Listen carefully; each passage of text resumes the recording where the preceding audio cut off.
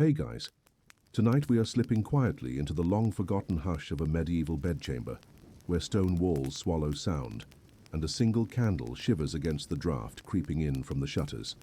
The room is not quite warm, not quite safe, and certainly not what you are used to when you tuck yourself under soft blankets in the 21st century, because in this world, night is heavier, darker, and far less forgiving.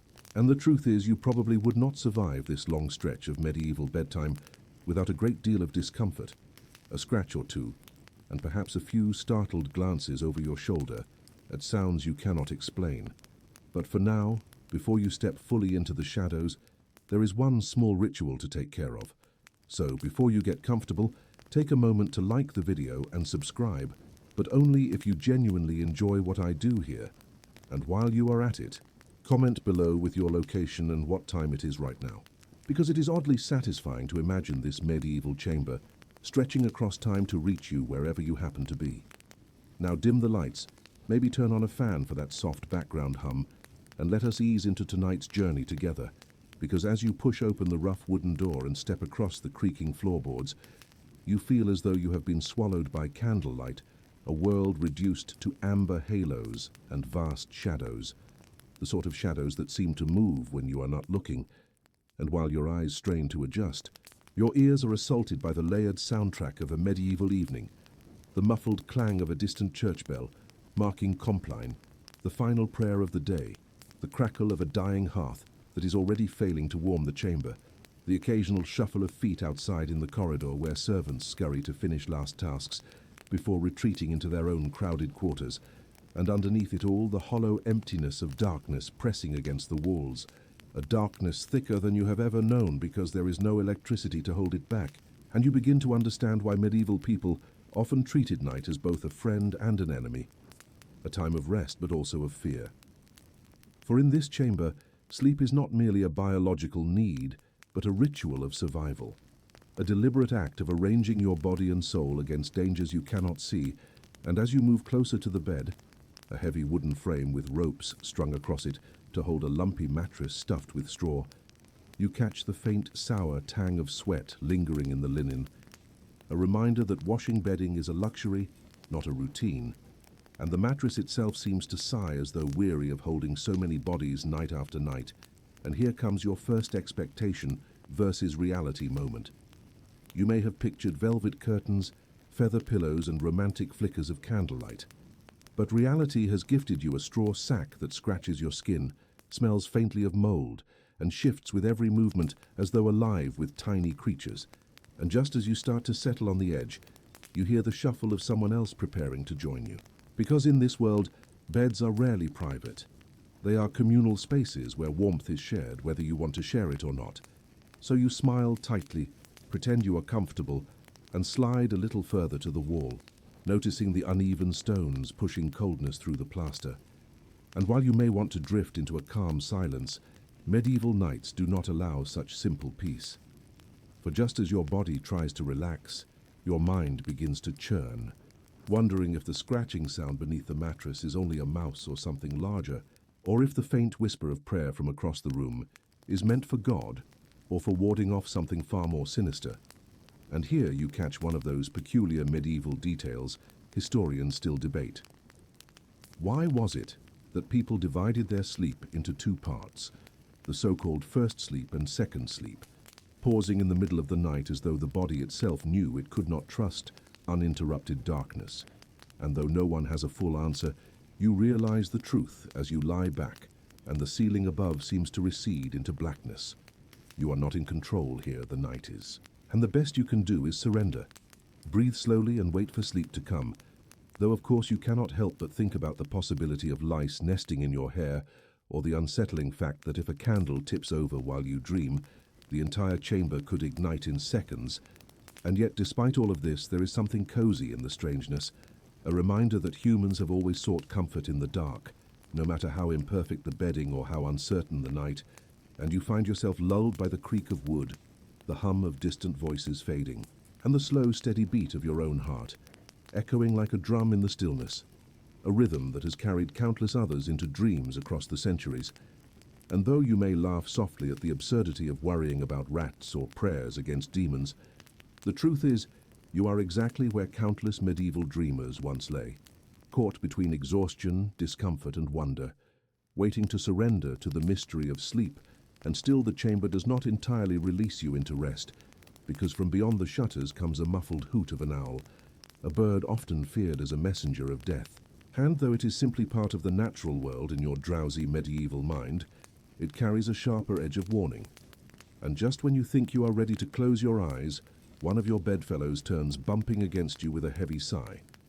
And you remember again that privacy is not a luxury granted at night, that even your dreams may be shaped by the weight of bodies pressed close together for warmth, and you smile perhaps unwillingly at the irony of how much effort you put into imagining medieval romance when in reality, this is what bedtime was like: scratchy straw, questionable smells, whispered prayers, and an endless stretch of shadow where your imagination does as much work as your body.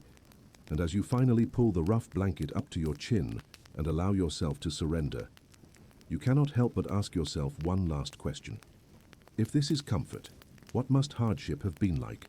And would you have truly survived even a single night in this medieval world? Or would you have begged for the reassuring glow of your bedside lamp, the clean smoothness of your sheets, and the solitary safety of a room all to yourself, far away from the strange chorus of rats, whispers, and the ever-watchful dark? You are barely settled into that scratchy straw mattress when the last glow of candlelight sputters down into a thin thread of smoke, and suddenly the room is swallowed whole by a darkness so complete you cannot even see the outline of your own hand, a thickness that presses down upon you like a second blanket made of shadow. And here is where you discover the first true difference between your modern world and this medieval one. For in your life, the night is never truly dark. There are streetlights outside, glowing digits on your clock, the dim green hum of a charger light. But here, when the flame dies, you are left inside a void, and it is unsettling, oppressive, a reminder that the sun has set and will not return for hours upon hours, and the human mind, trapped inside this endless dark, begins to fill the emptiness with imagined shapes, with fears that creep from the corners and whisper into your ears, so much so that medieval people invented countless small rituals to soften the transition, to hold back the abyss with prayer, fire, and company, because no one in their right mind chose to face this kind of blackness alone. And as your breathing slows, you notice just how alive the night becomes once the eyes surrender. Faint cracklings in the rafters, where mice travel, a low rustle as someone nearby shifts beneath the blanket, and in the courtyard outside, the thud of hooves as a late rider passes through the gate. But then the sound fades, and the silence deepens again, until it is only your own heartbeat echoing in your ears, and you cannot help but think of how medieval people measured their nights not in hours. Clocks were rare, but in sounds and signs, the tolling of the church bell, the crack of the wood settling in the hearth, or the crow of the rooster. And here is the funny twist. The night, though feared, was also treasured, a time when neighbors told stories around the fire, when secrets were whispered into the dark, when prayers were murmured softly into the stillness. And you lie there realizing that your own fear of the dark is mostly symbolic, while theirs was practical. For darkness meant stumbling into open wells, missing a step on the ladder, or worse, encountering the very real threat of thieves and bandits who used the cover of night to their advantage. And so families huddled together, children pressed between parents, servants rolled up on pallets in the corners, and everyone accepted that space was not to be claimed, but shared, because warmth and watchfulness mattered more than privacy. And as your eyes strain uselessly in the pitch black, you understand how fragile the boundary between safety and peril truly was. For one crack in the shutter could let in the icy breath of the night air. One loose ember from the hearth could mean fire racing up the straw thatch, and one open door could let in something worse than wind. So yes, you breathe shallow, you keep still, you whisper a half-formed prayer under your breath, though you are not certain to whom you are speaking, and all the while you feel the strange paradox of medieval nights. Too long and yet never long enough. So still and yet alive with 1,000 tiny movements. And here comes a curious detail. Historians often note that medieval people feared not just thieves and fire, but also the supernatural, witches riding the night air, demons slipping in through cracks, restless souls wandering the roads. And though you may scoff lying here in this absolute dark, it does not feel so absurd, because when you are stripped of sight, the imagination grows teeth. And so when a sudden thump echoes from the rafters, you freeze, your skin prickles, and you remind yourself it is only a bird shifting on the roof beams. Though in the medieval imagination, such a noise might be a banshee, a restless spirit, or a messenger of death. And it is in this suffocating blackness that you realize why night prayers became such a central habit, why charms and amulets were tucked beneath pillows, why children clung to mothers long past the age of needing comfort.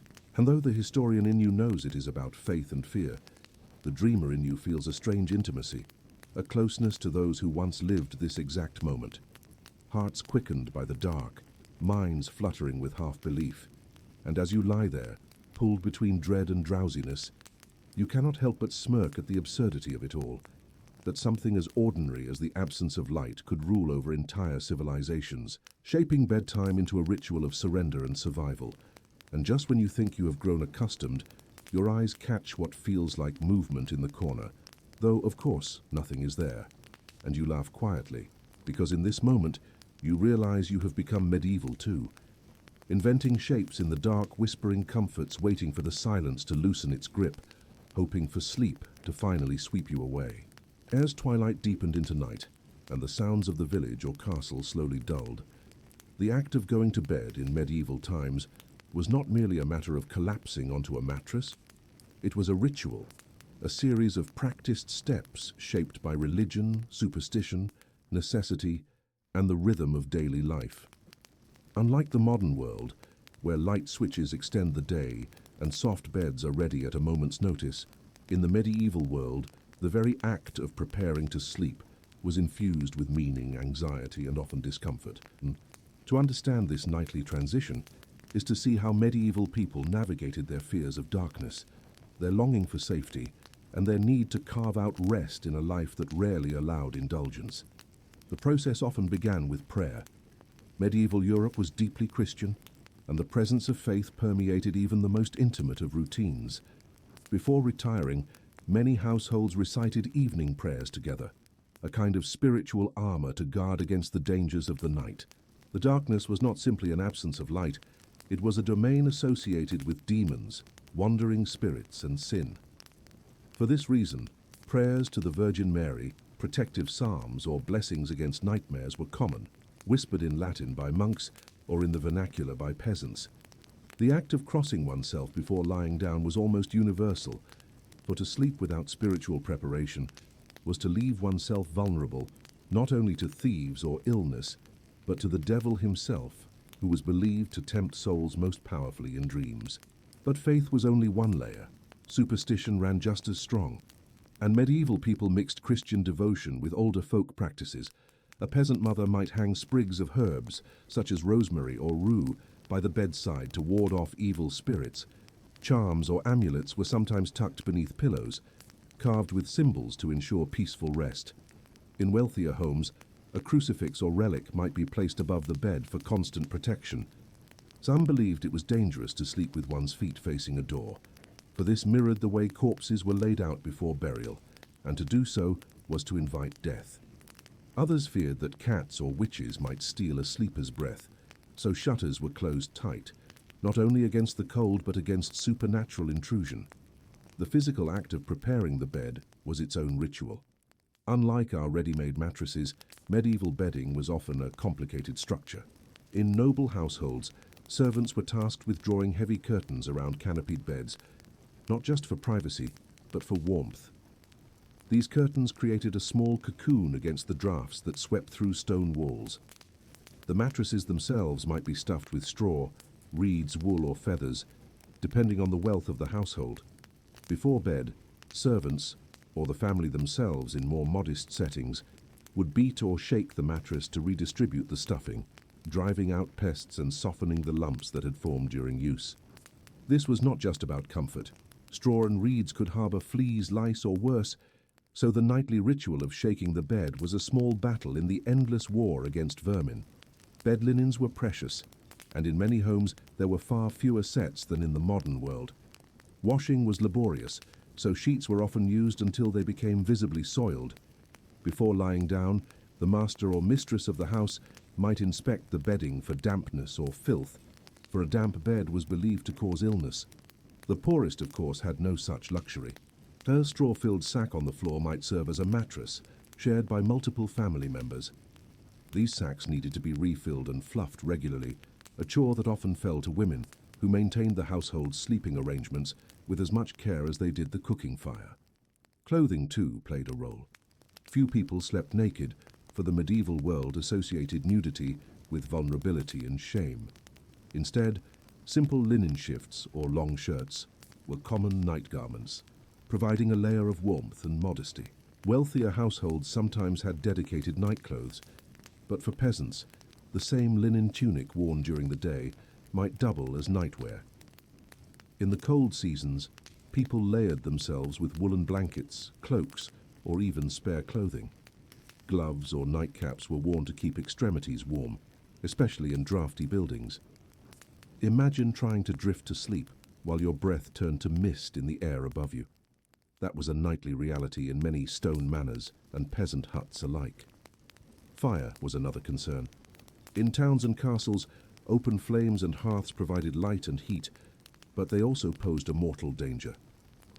Before bed, someone was usually tasked with banking the fire, covering it with ash to preserve embers until morning, while reducing the risk of sparks catching onto wooden beams or straw floors. In cities where houses stood packed close together, fires could spread rapidly, turning neighborhoods into ash overnight.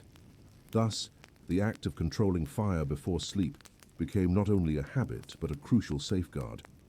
To go to bed without banking the fire was to risk catastrophe. For those in castles or wealthier estates, the preparation of bedchambers was elaborate. Servants might carry in basins of water for washing hands and face, since cleanliness was tied not only to hygiene, but to morality. In some noble courts, perfumed herbs were burned to scent the chamber, both for pleasure and for the belief that sweet smells repelled disease. The bedchamber was not a private retreat in the modern sense, but a stage where hierarchy and wealth were displayed. Visitors could be received even in bed, and the grandeur of one's sleeping arrangements reflected status. Preparing the bed, therefore, was not only about comfort, but about projecting power and control over one's environment. Yet for all this pomp, even kings and queens were not immune to the anxieties of the night. Assassination, poison, or betrayal were very real threats in the turbulent politics of the Middle Ages. Locks were checked and bolted, guards posted outside doors, and sometimes a trusted servant was ordered to sleep nearby. Curtains and hangings could shield a sleeper from drafts, but they could just as easily conceal an intruder. In an age when betrayal often came from within one's own household, the very act of lying down to sleep carried an undertone of risk. Peasants, meanwhile, approached bedtime differently. After a long day of back-breaking labor, their rituals were simpler, though no less meaningful. A family might gather around the hearth, sharing a final meal or drink before lying down. Bedtime prayers were often shorter, sometimes little more than a whispered plea for protection. The family would then huddle together for warmth, parents and children sharing the same bed, sometimes even alongside livestock in the same room. In these crowded conditions, privacy was non-existent, and the boundary between human and animal worlds blurred. The clucking of chickens, the lowing of cattle, or the scratching of mice might accompany a peasant to sleep as much as a lullaby or prayer. Psychologically, the approach of night was fraught with unease. Darkness was a time when dangers multiplied, not just physical dangers, but spiritual ones. Dreams were not regarded as random flickers of the mind, but as messages, omens, or even assaults from demonic forces. To guard against nightmares, some people kept religious texts under their pillows, while others relied on folk remedies, such as placing a knife beneath the bed to cut away bad dreams. Children were often taught to fear the night, not only to keep them from wandering in darkness, but to impress upon them the importance of ritual and protection. The very environment of the medieval night shaped the way people prepared for it. With no streetlights, no electricity, and only flickering torches or candles, the descent into darkness was profound. Villages became eerily quiet, interrupted only by the howls of dogs or wolves in the distance. To lie down in such a world was to surrender to uncertainty. Every creak of timber or rustle of straw might hint at danger. The nightly rituals, prayers, charms, fire safety, bed-making were not empty traditions, but practical and spiritual shields against the unknown. And so the medieval act of going to bed was never simple. It was a performance of faith, a gesture of superstition, a measure of wealth, and above all an effort to carve out a fragile bubble of safety in a world that often felt hostile. To lie down on a straw mattress dressed in a coarse linen shift, clutching a rosary or a charm with the fire banked and the door barred, was not only to prepare for sleep, it was to prepare for survival until dawn. When the rituals were complete, the prayers whispered, the fire safely banked, the doors barred, the beds arranged, it might seem as though sleep would come swiftly to the medieval household. But the reality of sleeping through the night was far more complex than simply closing one eye's eyes. The night itself was not a blank stretch of unconsciousness, but a living, breathing world with its own rhythms, dangers, and interruptions. To understand what it truly meant to sleep in medieval times, we must step into that darkness and trace the strange, restless patterns of the night. First, it is important to recognize that medieval sleep was often segmented. The modern expectation of a single, unbroken 8-hour rest is a relatively recent invention. In the medieval world, many people practiced what historians call the first sleep and second sleep. The first sleep began shortly after dusk, lasting several hours until around midnight. At that point, people often awoke naturally, not startled or restless, but calmly, as if this waking was simply part of the design of the night. During this period of wakefulness, sometimes an hour, sometimes longer, individuals prayed, reflected, tended fires, checked on livestock, or even visited neighbors. Then, once these tasks or reflections were complete, they returned to bed for the second sleep, a final stretch that carried them until dawn. This segmented rhythm was not seen as abnormal. In fact, it was described by writers and chroniclers as natural, even divinely ordered. The hours between first and second sleep were thought to be especially fertile for prayer and meditation, as the mind was refreshed and the stillness of night opened a direct channel to God. For monks and nuns, this waking period coincided with the night offices, the midnight prayers that punctuated the monastic schedule. In cloisters across Europe, bells rang out in the dead of night, summoning sleepy religious to chant psalms by candlelight, their voices echoing in the cold stone halls. For the devout, sleep itself was structured around worship. But in peasant cottages, the midnight waking was far more practical. A farmer might use this time to stoke the fire, ensuring it had not gone out completely. A mother might nurse a child, or a father might check that animals were secure from predators. Couples sometimes used this interval for intimacy, and some physicians of the time even recommended it as the healthiest moment for conception, as the body was rested and the mind calm. In towns where space was crowded and beds shared, these waking hours might be filled with whispered conversations, gossip, or small tasks that daylight never allowed. The night was not simply for sleeping, it was another phase of life, quieter, slower, but still active. The very act of sleeping itself, however, was shaped by circumstance. Comfort was relative. A nobleman in his feather bed, surrounded by thick curtains and warmed by multiple blankets, might enjoy a luxurious rest by medieval standards. Yet even in such comfort, the sounds of the night intruded. Rats scurried within the walls, the wind howled through gaps in stone, and distant howls or church bells carried across the darkness. For peasants, the experience was harsher still. Straw mattresses flattened quickly, poking through thin sheets, and vermin were a constant torment. The itch of lice, the bite of fleas, and the scratch of straw against skin were nightly companions. A restless child or coughing elder could disturb the entire family, since all shared the same small space. Privacy was almost non-existent. In a noble household, servants often slept in the same chamber as their lords, ready to assist if needed. In castles, guards stationed near bedchambers might murmur or shift throughout the night. In towns, apprentices often shared beds with masters, and in inns, strangers might be crammed together, forced to sleep side by side for lack of space. The intimacy of shared sleeping was accepted as normal, but it also created an environment where rest was fragmented. Snoring, shifting, and the sheer press of bodies made sleep less about comfort and more about endurance. Yet the shared nature of sleeping also provided security. In an age when doors and locks could be easily breached, the presence of others in the bedchamber was a comfort.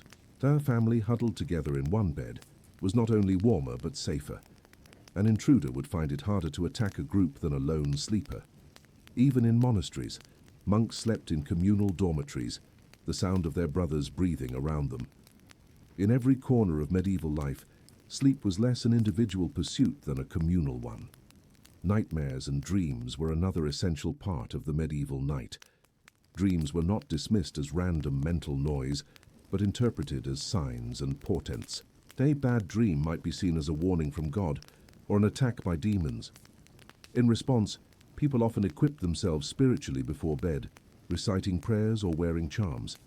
If a nightmare struck, the remedy might be to whisper a psalm upon waking, to drink blessed water, or to make the sign of the cross. For many, the night was as much a battle against invisible forces as it was a time for rest. The seasons also dramatically influenced the experience of the medieval night. In summer, when the days stretched long, people often went to bed later and rose earlier, their sleep shorter, but punctuated by the same segmented rhythms. In winter, however, darkness enveloped the land for far longer, and the cold was merciless. In stone castles or timber-framed cottages, the chill crept into every crevice. Multiple layers of blankets, cloaks, and even fur pelts were piled onto beds, and still the cold could be unbearable. It was common for people to sleep huddled tightly, their breath misting in the frigid air.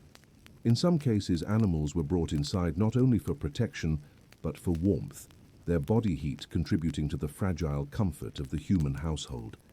In cities and towns, the night was also filled with noise and activity. Night watchmen patrolled the streets, calling out the hours and warning of fire. Drunken revelers or thieves lurked in the darkness, their sounds drifting into sleeping quarters. Church bells tolled at intervals, marking time even as most people lay in bed. Sleep was never entirely quiet, never entirely secure. The medieval night was alive with its own pulse, and sleep existed within that pulse, not apart from it. Even when rest was achieved, it was often broken. Illness was common, and fevers or pains could keep people tossing and turning. Women in childbirth might labor through the night, their cries heard throughout the household. Wars and raids could shatter any pretense of peace, with soldiers bursting into villages, dragging men from beds to defend walls or fields. In such times, the vulnerability of sleep was laid bare, and the rituals of protection, the prayers, the charms, the barred doors, proved only fragile defenses against the chaos of the world. And yet, within this fragile, restless sleep, there was also a profound sense of rhythm and acceptance. Medieval people did not expect uninterrupted comfort. They lived with the knowledge that nights were long, that dangers were real, and that rest was something to be carved out, not guaranteed. Sleep was both a surrender and a negotiation, a balance between body, spirit, and the unpredictable world beyond the bed.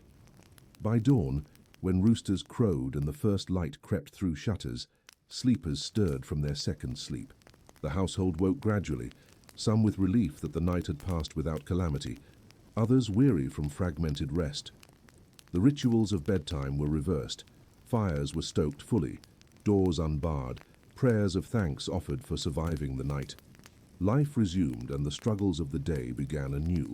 To sleep in the medieval world, then, was never just to close one's eyes. It was to participate in a cycle that blended devotion, superstition, community, and vulnerability. The night was not merely endured.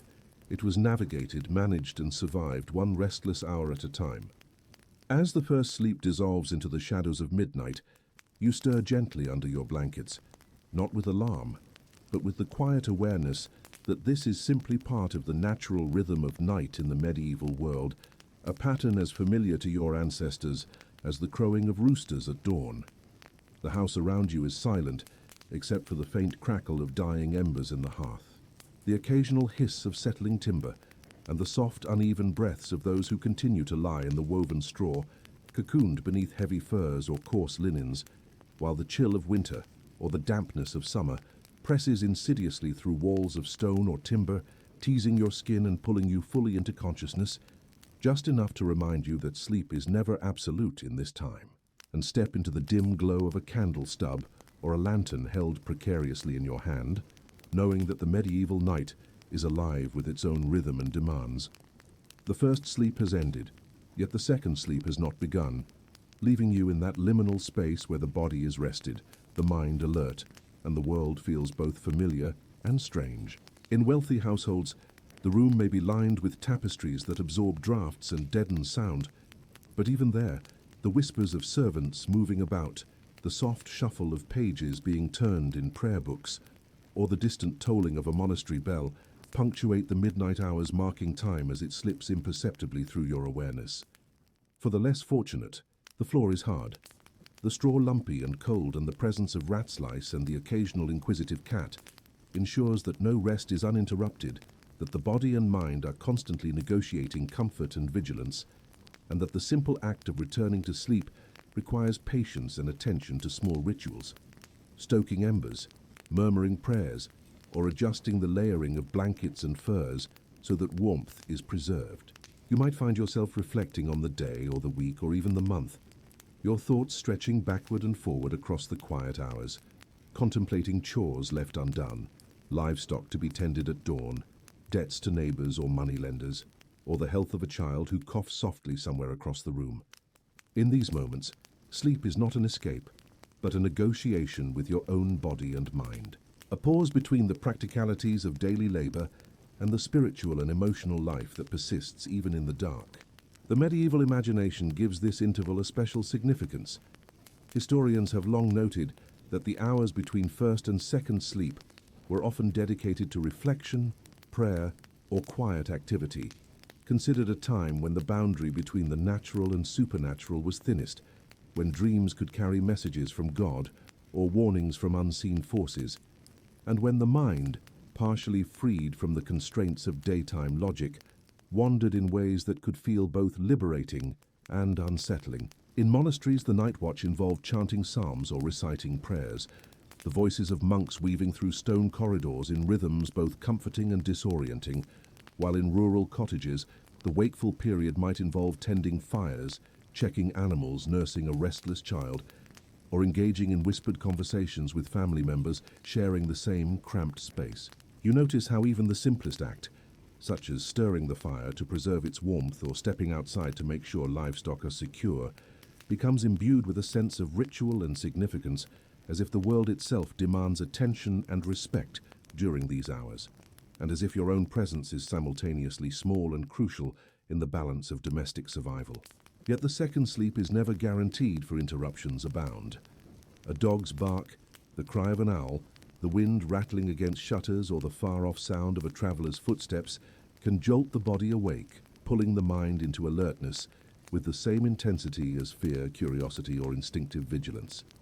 Historians still debate how much these interruptions shaped the psyche of medieval peoples, but one can imagine that the constant negotiation with sound, temperature, and unseen movements taught patience, resilience, and an acute attention to environment that modern humans rarely experience. And still, despite discomforts, even the poorest sleepers find small comforts.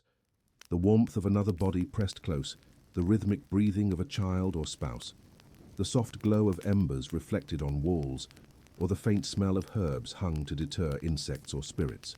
You might pause to rub your hands over the furs, inhale the smoky scent of the dying fire, or adjust your position on the lumpy straw, noticing the surprising intimacy of shared nightlife. How even strangers in a communal hall or servants sleeping near nobles create a network of warmth and vigilance that sustains life as much as it interrupts rest. The air is thick with layers of human presence, sweat, smoke, straw, and the faint tang of animals housed nearby, reminding you that night is a living space, active and breathing, and that sleep is a careful, negotiated state, balanced between surrender and awareness. As the night deepens, dreams begin to intrude, carrying fragments of daytime activity, unfulfilled wishes, fears of theft, fire, or illness, and even glimpses of the supernatural. Nightmares are not uncommon, and medieval folk often took precautions to ward against them. Charms placed under pillows, prayers whispered aloud, or symbols carved or drawn nearby, reflecting a culture deeply attuned to unseen forces and the thin veil between the waking and the dreaming world. Even in moments of calm, the mind never rests completely, processing the world's dangers and delights, as if sleep itself is a rehearsal for life, a time to practice vigilance while the body regenerates. Outside, the night air presses against the house. Frost may have formed on window panes in winter, or dampness and insects may have invaded through cracks in summer, each intrusion reminding you that the world is alive, that danger is real, and that comfort is provisional. But gradually the rhythm of the second sleep takes hold. The body surrenders to the dark. The mind drifts between wakefulness and dreams, and a fragile continuity emerges. Your breathing slows, your heart finds a steady cadence, and the noises of the night blend into a soft ambient hum that lulls the senses rather than alarm them. In these hours, the medieval night becomes a private, communal, spiritual and practical domain all at once. A space where bodies are rested, minds are alert and wandering, and the impossible balancing act of human life is rehearsed and preserved. And just as dawn will eventually break, spilling light across straw, stone and timber, you remain suspended in the second sleep, resting, dreaming, and experiencing a medieval night in all its layered reality, fully aware that the very act of falling asleep is both an achievement and a survival strategy. A rhythm of life passed down for centuries, blending practicality, ritual, and the intimate human experience of darkness and vulnerability. The first pale light of dawn creeps slowly through cracks in timber walls and behind shuttered windows, brushing over straw mats and furs, casting everything in muted shades of grey and gold as you stir awake from your second sleep, the heavy warmth of blankets clinging to your body like a reluctant friend, while the chill of the medieval morning seeps through the cracks and into your bones. And even before your eyes fully open, you can hear the faint sounds of life beginning to stir outside. The crow of a rooster, the lowing of cattle, the scrape of hooves against frozen earth, and the occasional bark of a dog alerting the household to the first signs of the day. You stretch, your joints stiff from a night spent on uneven straw or hard boards, feeling the small, surprising relief of muscles loosening as you rise to prepare for the hours ahead. And it occurs to you just how intimately connected sleep and work were in this era, for unlike in modern times where rest is a sacred, separate compartment of life, medieval people integrated every moment of darkness, every pause, every stir, into the rhythm of survival. You move carefully, mindful of your steps on uneven floors or cold stones, the smell of embers and smoked wood mingling with the faint scent of livestock nearby. And notice the delicate balance between comfort and danger in this quiet time. Even a single misstep could wake the household prematurely, or worse, alert a watchful animal or neighbor. And yet there is a gentle, almost meditative quality to this morning liminality, a moment to witness the world in its unassuming, honest state before the rush and labor of daylight overtakes it. Outside, the courtyard is already alive with motion, farmhands preparing tools, buckets scraping against cobblestones, carts rattling in preparation for market, and in wealthier homes, servants lighting torches, fetching water from wells, and laying out clothing or linens for the day. Each movement, each sound is infused with purpose, and even in your groggy, half-awake state, you sense the invisible choreography that governs every medieval household, a silent harmony of activity that has been perfected over generations, shaped by necessity, economy, and a keen understanding of human endurance. As you step into the dimly lit kitchen or common room, the smell of porridge, smoked meats, or baking bread greets you, drawing a small, unconscious smile, for sustenance is as ritualized as sleep itself, and the first meal of the day carries with it the dual function of nourishment and preparation, fortifying body and spirit for the labor to come. It is a quiet, humble acknowledgement that life continues, that the world outside waits, and that each person, regardless of rank, must rise to meet it.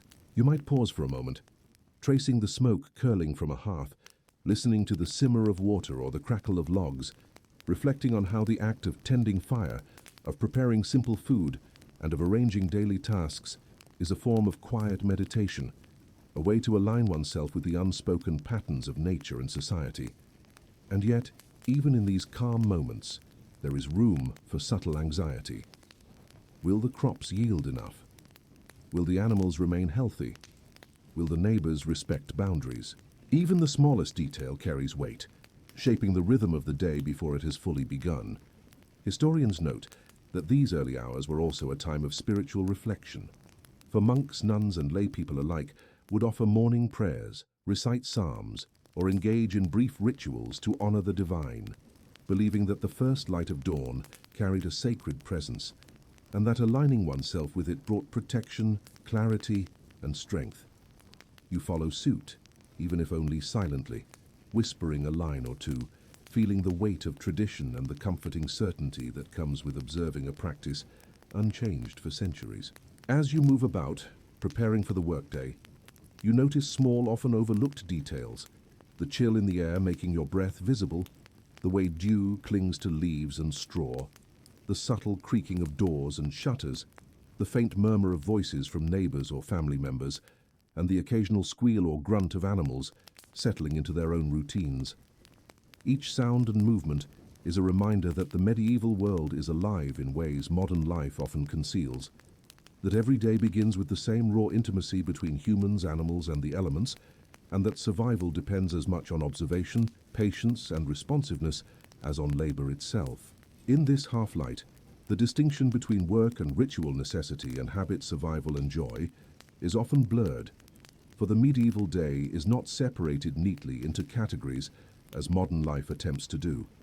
The act of rising, tending, feeding, and observing becomes a continuous flowing engagement with the world, an immersive experience in which every detail matters, from the way water flows in a bucket to the way shadows shift across walls, and in which the human body and mind must constantly calibrate to both comfort and danger, to the needs of others, and to the unpredictable whims of nature. You may pause to sip from a wooden cup, tasting the bitter warmth of ale or watered wine, or to nibble on bread steeped in porridge, feeling the textures and flavors that would be unremarkable today, but which in a medieval context are deeply grounding, connecting you to the material reality of life, to centuries of agricultural labor, cooking, and domestic ingenuity. The air mingling with smoke-damp earth and the tang of animals creates an olfactory landscape that is at once pungent, familiar, and oddly comforting, a constant reminder of the physicality of life in this era and of the intimate relationship between humans and their surroundings. And yet, for all its practicalities, the morning carries subtle narrative threads that historians still debate. Did early risers perform more ritualized prayer than those who slept later? Were certain moments of dawn considered more auspicious for specific chores or even for courting and social interaction? Perhaps these questions will never be fully answered, but they linger in the mind as you move through the dimly lit rooms, adjusting furs and tending fires, aware that every action is part of a larger rhythm, a story of life and survival, a pattern passed down through generations. You notice the interplay between light and shadow, warmth and cold, stillness and motion, and how each sensation reminds you of the delicate balance required to navigate this world. A step too hurried, a fire neglected, a child left unobserved could have consequences, and yet the very act of noticing, of attending to these details, becomes a source of comfort, a subtle assertion of agency in a world governed by necessity, environment, and social expectation.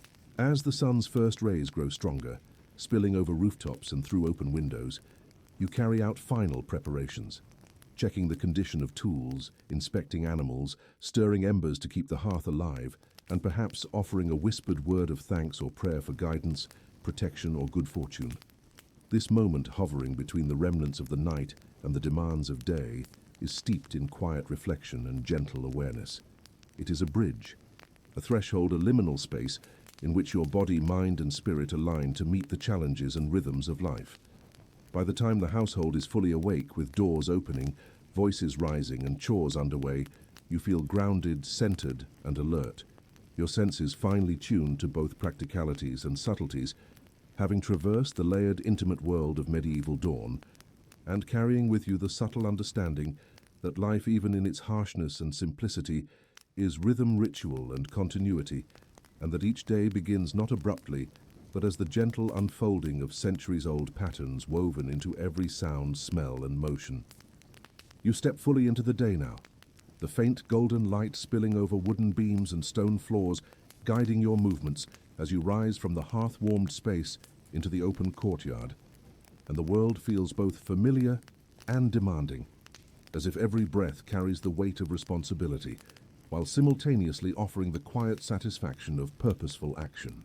The medieval day is a symphony of labor, choreographed by necessity, and you quickly find yourself swept into its rhythm, feeling the coarse texture of your clothes against your skin, the firmness of boots or sandals on uneven earth, the slight sting of cold air filling your lungs as you move through tasks that demand attention, patience, and care, and you cannot help but notice the way your senses sharpen with activity. The smell of damp earth, the tang of smoke from nearby chimneys, and the soft murmur of neighbors and fellow workers, creating a layered, living soundtrack for this daily dance. You begin with the essentials, tending to animals, checking the condition of straw beds for the livestock, brushing down horses or cows, and scattering feed, noticing the subtle cues in their behavior, the twitch of an ear, a shift in stance, the soft lowing or bleating, that indicate their health, mood, or needs. It is a practice that requires attentiveness and a deep, almost intuitive understanding of creatures that have been your companions, workers and sources of sustenance, and you feel a quiet satisfaction in this reciprocal care, recognizing that the success of your day, indeed your survival, depends on a seamless integration with these living partners. As your hands move with practiced motions, gathering tools, lifting buckets, or adjusting harnesses, you feel the strain in muscles that had rested during the night, the subtle ache serving as a reminder of your physicality and resilience, and yet there is a rhythm to it, a cadence established over countless repetitions that transforms labor into a kind of meditation, a way to anchor yourself in both body and mind while the day stretches ahead. The smells of the morning mingle with your efforts, the earthy scent of tilled soil, the faint tang of manure, the sweet aroma of oats or barley scattered for animals, and the lingering smoke from hearth fires all blend into a sensory palette that is distinctly medieval, grounding you in the material reality of life and survival. Each inhalation carries information, each exhalation releases tension, and the very act of noticing becomes both survival strategy and gentle, almost subconscious, storytelling of the world around you. Amidst the labor, small quirks and surprises pepper the day.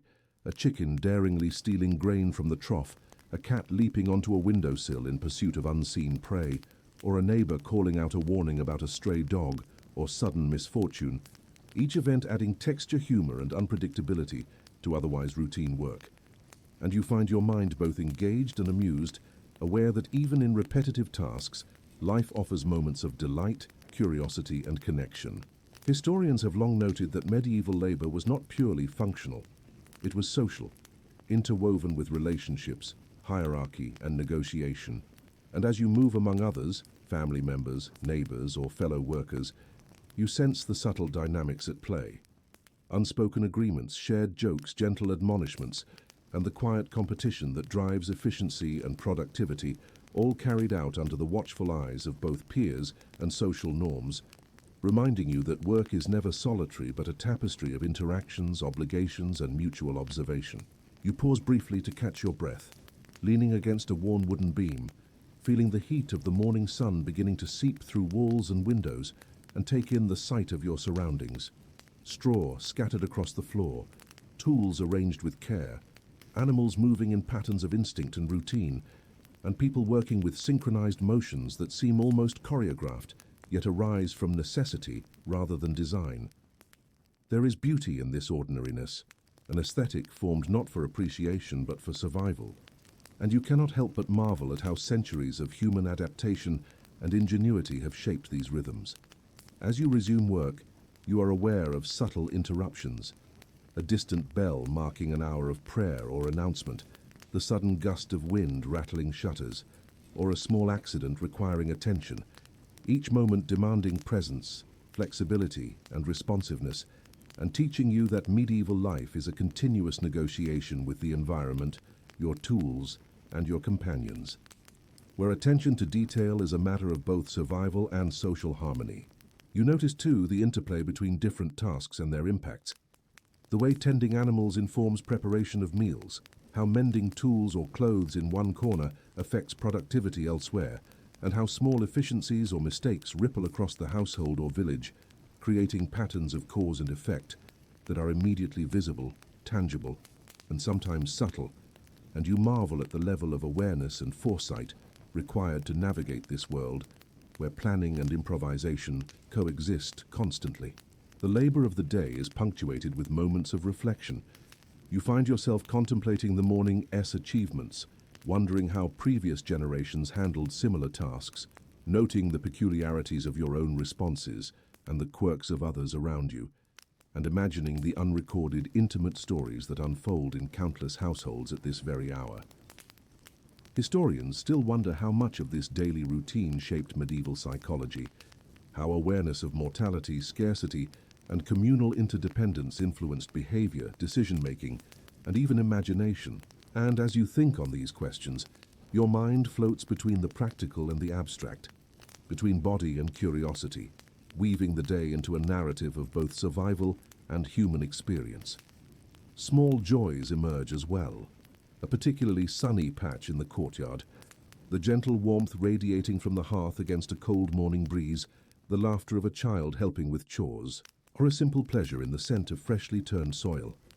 These instances, while fleeting, provide emotional sustenance alongside the physical, reminding you that life is not merely endured, but also appreciated, that even in hard labor, humans find rhythm, comfort, and subtle delight.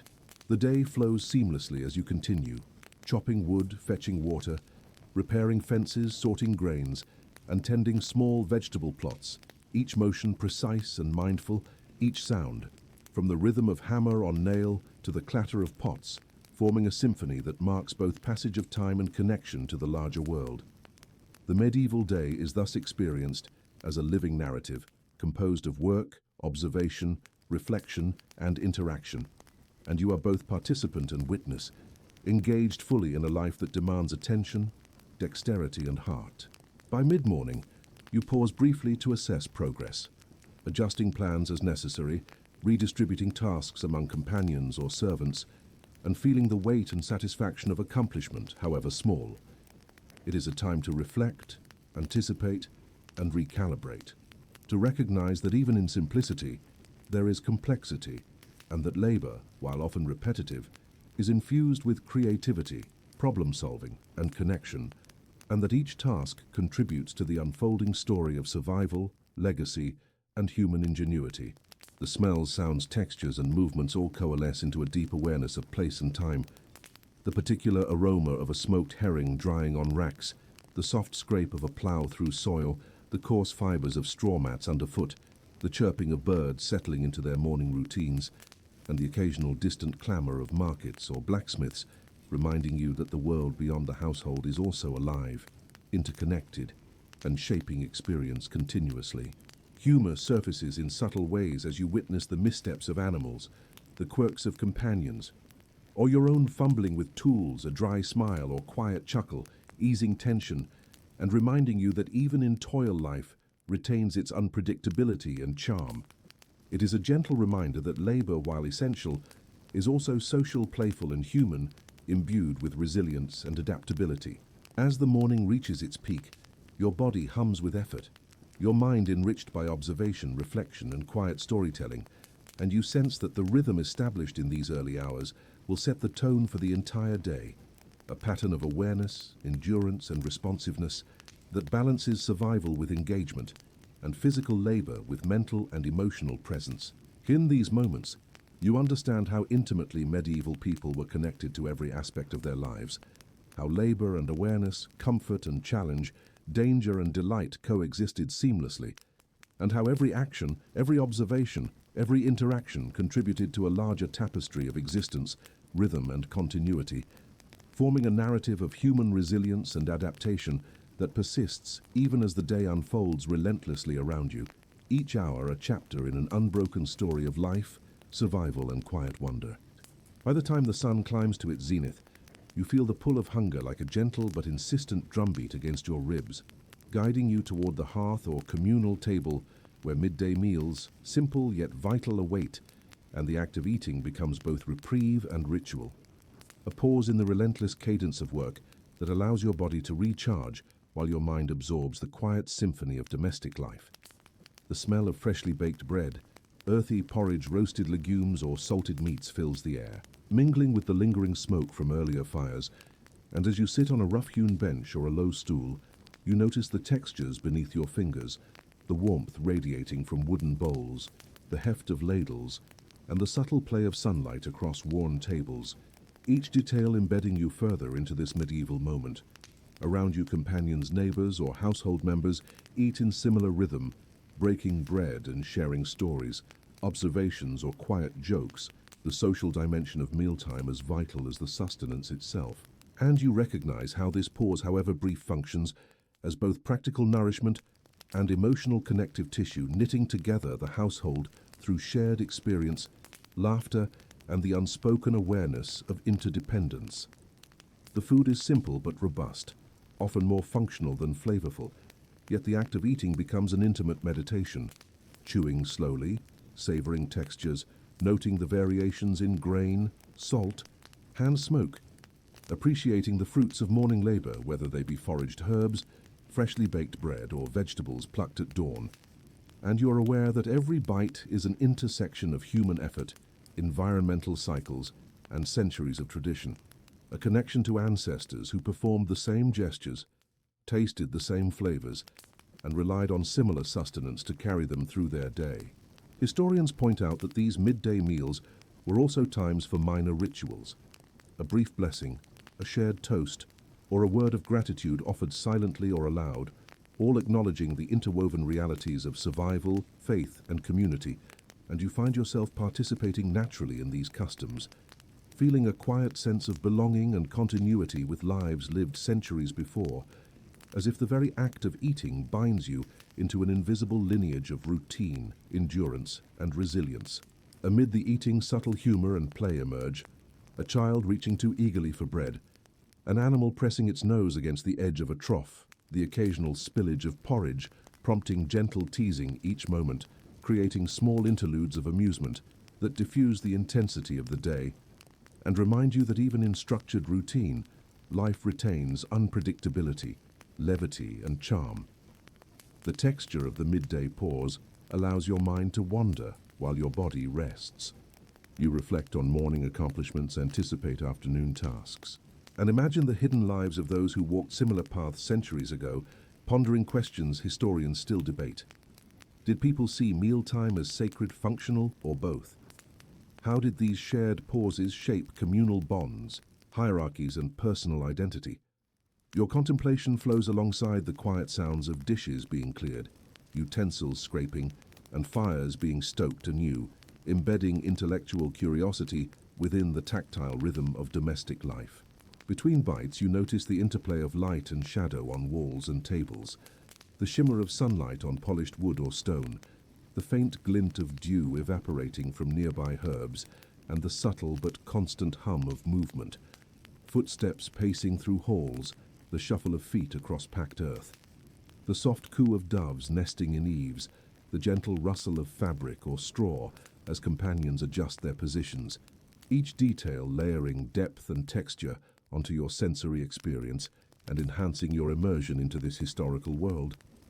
Conversations ripple quietly, plans for evening chores, observations about crop yields, commentary on animal health, murmurs of gossip or local news, each carrying nuances, hierarchies, and social codes that are simultaneously practical and cultural, and you become keenly aware of the attentiveness required to navigate this space gracefully, noting subtleties in tone, gesture, and timing, realizing that even simple exchanges are embedded in a latticework of social knowledge, expectation, and etiquette. You may also notice moments of reflection or debate arising spontaneously during the meal. A question about weather patterns, a discussion of the local lord's decrees, or speculation about upcoming fairs or market days. And while you participate subtly, your awareness deepens, understanding that learning in this world is both structured and emergent, absorbed through observation, conversation, and experience, rather than formalized schooling alone. Outside, the sunlight grows warmer and brighter, casting a golden hue over the courtyard, highlighting the contrast between cool shadows and heated surfaces, the flicker of flame against stone, and the play of movement as animals stretch or shift in pens, creating a continuous visual rhythm that anchors the mundane yet vital domestic activity into a living tapestry, one that hums with sensory, social, and temporal complexity. Between the sensory richness and subtle narrative threads, you find yourself engaging in the quieter, reflective aspects of the day, observing small quirks in human behavior, noting the patterns of animal movement, savoring textures, smells, and tastes, and allowing your mind to drift through curiosity, wonder, and gentle humor, all while remaining grounded in the tactile, necessary, and relational aspects of survival. Midday is also a time when hidden questions arise. Did the order of tasks or the composition of meals vary significantly by region or class? How did these small choices influence morale, productivity, or familial bonds?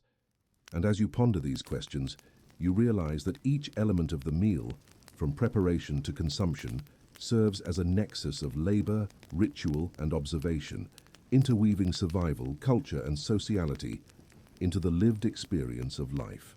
Humor continues to punctuate the domestic rhythm.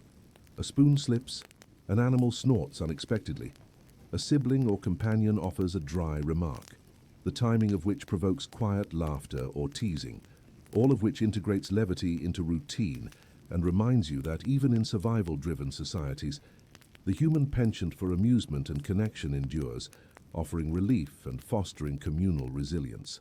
After the meal, there is a natural transition. Dishes are cleaned, fires replenished, and preparation for afternoon tasks begins.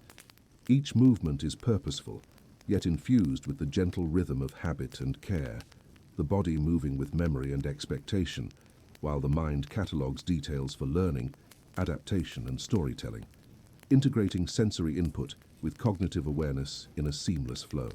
You step back, observing the layout of workspaces, noting what must be accomplished next, planning subtle adaptations, and considering how the remainder of the day will unfold. The interplay of physical, sensory, and social elements creates a layered experience that is both exhausting and satisfying, simultaneously grounding and expansive, practical and reflective, and you feel the quiet pride of participating in this intricate web of life, where each gesture, observation, and decision carries significance. Even in these moments of pause and preparation, the historical curiosity deepens. You notice the ways meals, labor, and social interaction overlap, forming rhythms that persist across generations, shaping cultural memory, personal identity, and the subtle choreography of survival, reminding you that every act, no matter how small or repetitive, contributes to the narrative of human endurance, adaptation, and connection, and that the richness of life is found not only in grand events, but in the texture, rhythm, and presence of ordinary moments, fully observed and gently appreciated. And as the midday quiet settles, punctuated by birdsong, distant hammering, and the occasional bray or cluck, you feel the subtle alignment of body, mind, and environment, sensing that the work of the day, the enjoyment of its rhythms, and the grounding presence of meal and companionship will carry you through to evening when shadows lengthen and the world begins its gentle descent toward rest once more, leaving you enveloped in the intertwined currents of labor, reflection, and simple human delight. As the sun begins its slow descent from the height of midday toward the gentler warmth of late afternoon, you feel the lingering energy of morning labor mixing with the soft fatigue that signals both accomplishment and the need for sustained attention. And you step back into the rhythm of chores that define this part of the day, moving deliberately through the village paths where the earthy scent of tilled soil mingles with the faint sweetness of ripening herbs, the crisp tang of cool wind brushing your cheeks, and the subtle, reassuring murmur of distant water from a nearby stream or well. Each step carries a tactile reminder of your connection to the land, your hands brushing against rough wood, coarse ropes, and the varied textures of the tools you wield. And with every task you are simultaneously aware of the sensory depth surrounding you, the sounds of birds returning to nests, the clatter of carts on stone, and the occasional call of neighbours alerting one another to news, danger, or small victories. The village itself is alive in a gentle hum of productivity and interaction. Children dart between adults with playful mischief, dogs trot behind feet in curious patrol, and the elderly offer quiet wisdom, observations, or subtle corrections, each contribution blending into a living tapestry of social cohesion, where the shared labour of fields, animals, and domestic upkeep binds community together while leaving room for humour, mischief, and gentle storytelling. Even the smallest moments, a fleeting glance, a soft laugh, or the whisper of agreement over a boundary or fence repair, remind you that connection, observation, and participation are as crucial to survival as skill or strength. You take on the afternoon tasks methodically, mending fences, checking the health of livestock, ensuring water troughs are replenished, sorting grains and herbs for storage, or cooking, and occasionally assisting neighbours with small but vital tasks. Each movement honed by repetition, yet invigorated by the quiet awareness of their necessity and consequence. Historians still wonder how much these communal rhythms shaped social hierarchy, trust, and interdependence, and as you engage, you feel the subtle balance between duty and curiosity. Learning both by doing and observing, noting patterns, behaviors, and ineffable details that create a fuller picture of life. There is a gentle humor that permeates even the most routine tasks.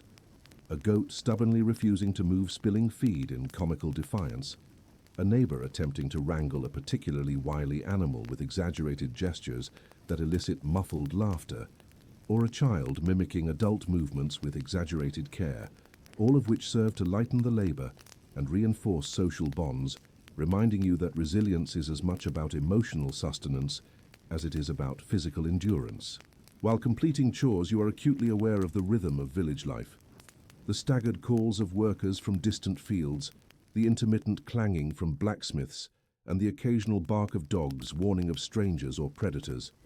The world pulses with a pattern of order and unpredictability, and your awareness of this sensory web enhances both your efficiency and your mindfulness, keeping you grounded in the present while allowing your imagination to wander across unseen narratives that surround each action. Between tasks, there are brief moments to observe subtle details that deepen your understanding. The way sunlight falls across a roof, casting intricate shadows, the soft breeze rustling through drying herbs, the gentle sway of trees framing the village square, and the interplay of voices, laughter, and the occasional scolding that shapes social learning, hierarchy, and cooperation, reinforcing that every element, whether human, animal, or natural, participates in the ongoing choreography of existence. Tasks are often punctuated with decision points, whether to repair a broken fence immediately or defer it, how to ration feed for livestock in anticipation of potential shortages, and what minor trades or exchanges to prioritize with neighbors, each choice blending practicality with observation, negotiation, and foresight, reminding you that life is a continuous interplay of action, reflection, and anticipation, and that mastery arises not from rote repetition, but from attentive responsiveness to both immediate and potential circumstances.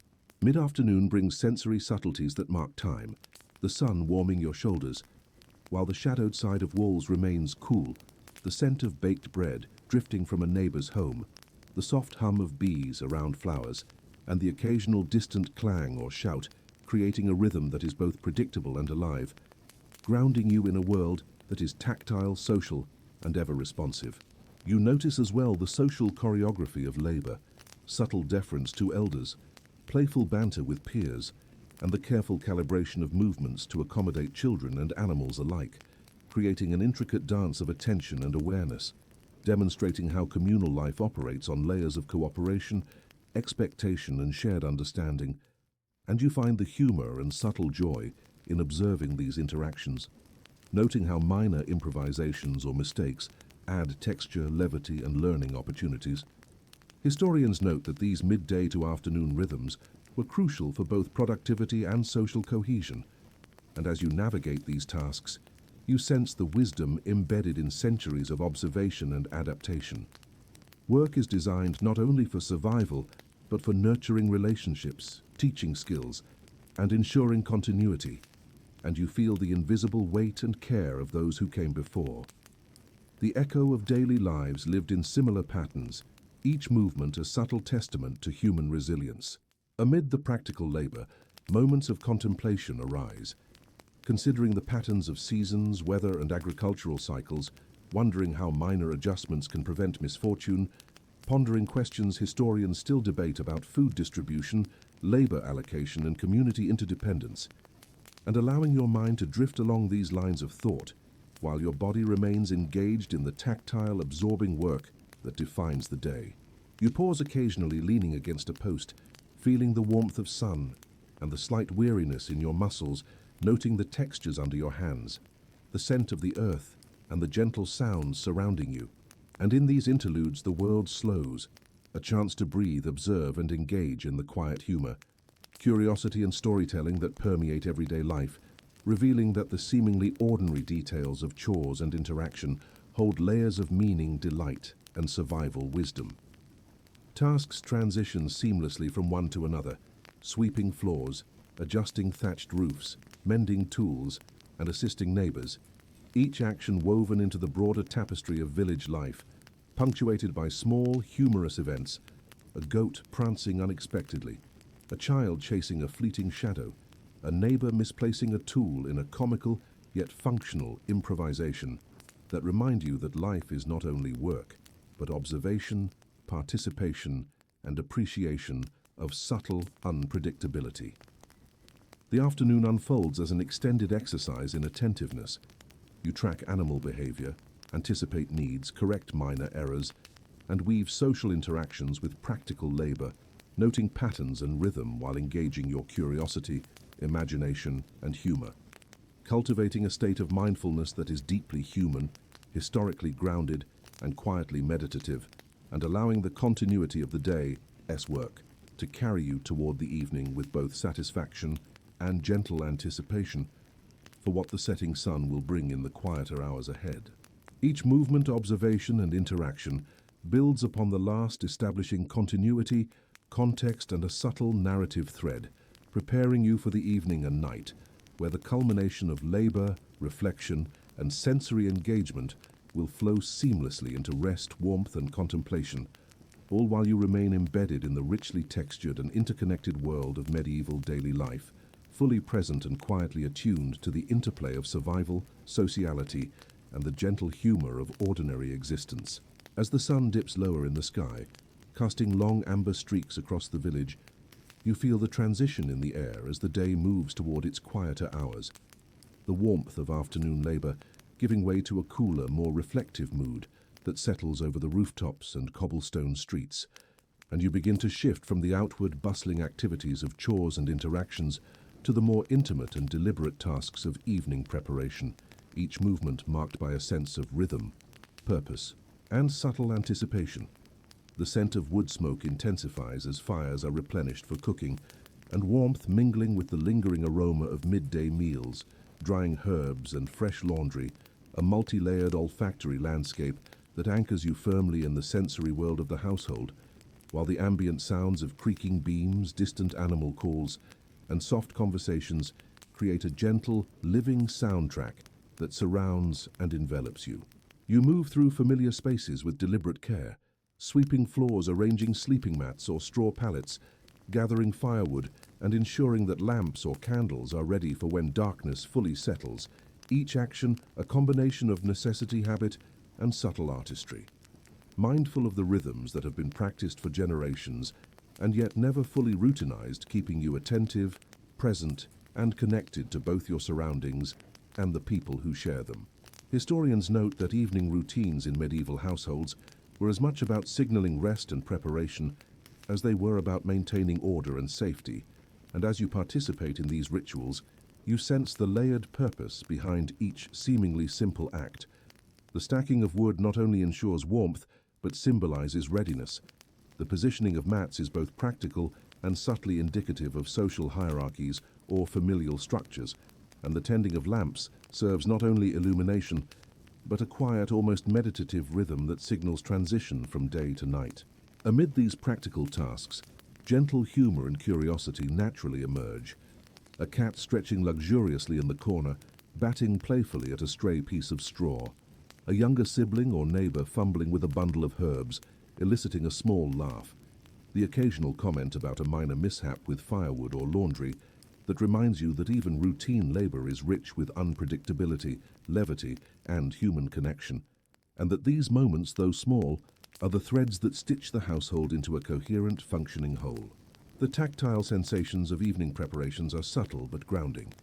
The coarseness of straw as you fluff sleeping mats, the slight weight and texture of firewood in your hands, the warmth of stone or wood that has absorbed the sun's heat throughout the day, and the contrast of cooling air flowing through open windows or doors, brushing your skin, and carrying the mixed scents of evening animals and village life, all of which deepen your immersion into this historical moment, making it palpable and tangible in a way that extends beyond mere observation. Conversations during these hours are quieter, more measured and often more reflective. Murmured discussions about the day's successes and missteps, plans for upcoming market trips or work, and the occasional playful teasing or storytelling that binds the household together while gently reinforcing social norms, etiquette and shared expectations. You participate naturally, listening with a keen ear, noting subtle inflections, gestures and timing that convey both practical and emotional meaning, understanding that the evening is a liminal space where activity winds down, relationships consolidate, and reflection and observation merge into lived experience. As evening progresses, there is a deliberate shift toward rituals and routines that mark the transition to rest. Checking that animals are secured, ensuring that doors or gates are latched, arranging personal belongings for the night, and offering minor prayers, blessings, or expressions of gratitude, small but significant acts that historians suggest served both spiritual and psychological functions, grounding the household in stability, continuity, and a sense of well-being amidst the uncertainties of medieval life. You notice subtle patterns in human behavior that speak to the balance of discipline and care. A gentle admonition to a child, the soft guidance of an elder directing a task, or the nuanced negotiation of responsibilities between members of the household, each interaction reinforcing structure, while allowing room for individual agency, humor, and learning, and reminding you that even in societies bound by necessity, the texture of social life is rich, flexible, and human. The environment itself participates in the transition. The fading warmth of sunlight, the softening of shadows, the increasing clarity of evening sounds, crickets, distant flowing water, and the rustle of leaves combine with the tangible presence of firelight and lamplight to create a sensory cocoon, a gentle separation from the broader world and a signal that the time of rest is approaching, drawing your attention inward even as you remain engaged in the household's outward rhythm. While attending to these preparations, you find your mind wandering to both practical and imaginative reflections, wondering how households in different regions adapted these routines, speculating on the subtle variations in domestic organization or ritual, and observing how human creativity and efficiency emerge naturally from repeated attentive practice, all while maintaining a light, playful perspective on human behavior, animal antics, and the occasional minor disaster that inevitably punctuates daily life. Subtle lessons unfold within these tasks: the importance of foresight, the value of careful observation, the interplay of physical labor and cognitive engagement, and the quiet accumulation of skill and knowledge through repetition and attentive participation. Each aspect deepening your understanding of both the historical context and your own engagement with the world around you, fostering a sense of continuity, competence, and gentle mastery that underpins the evening's rhythm.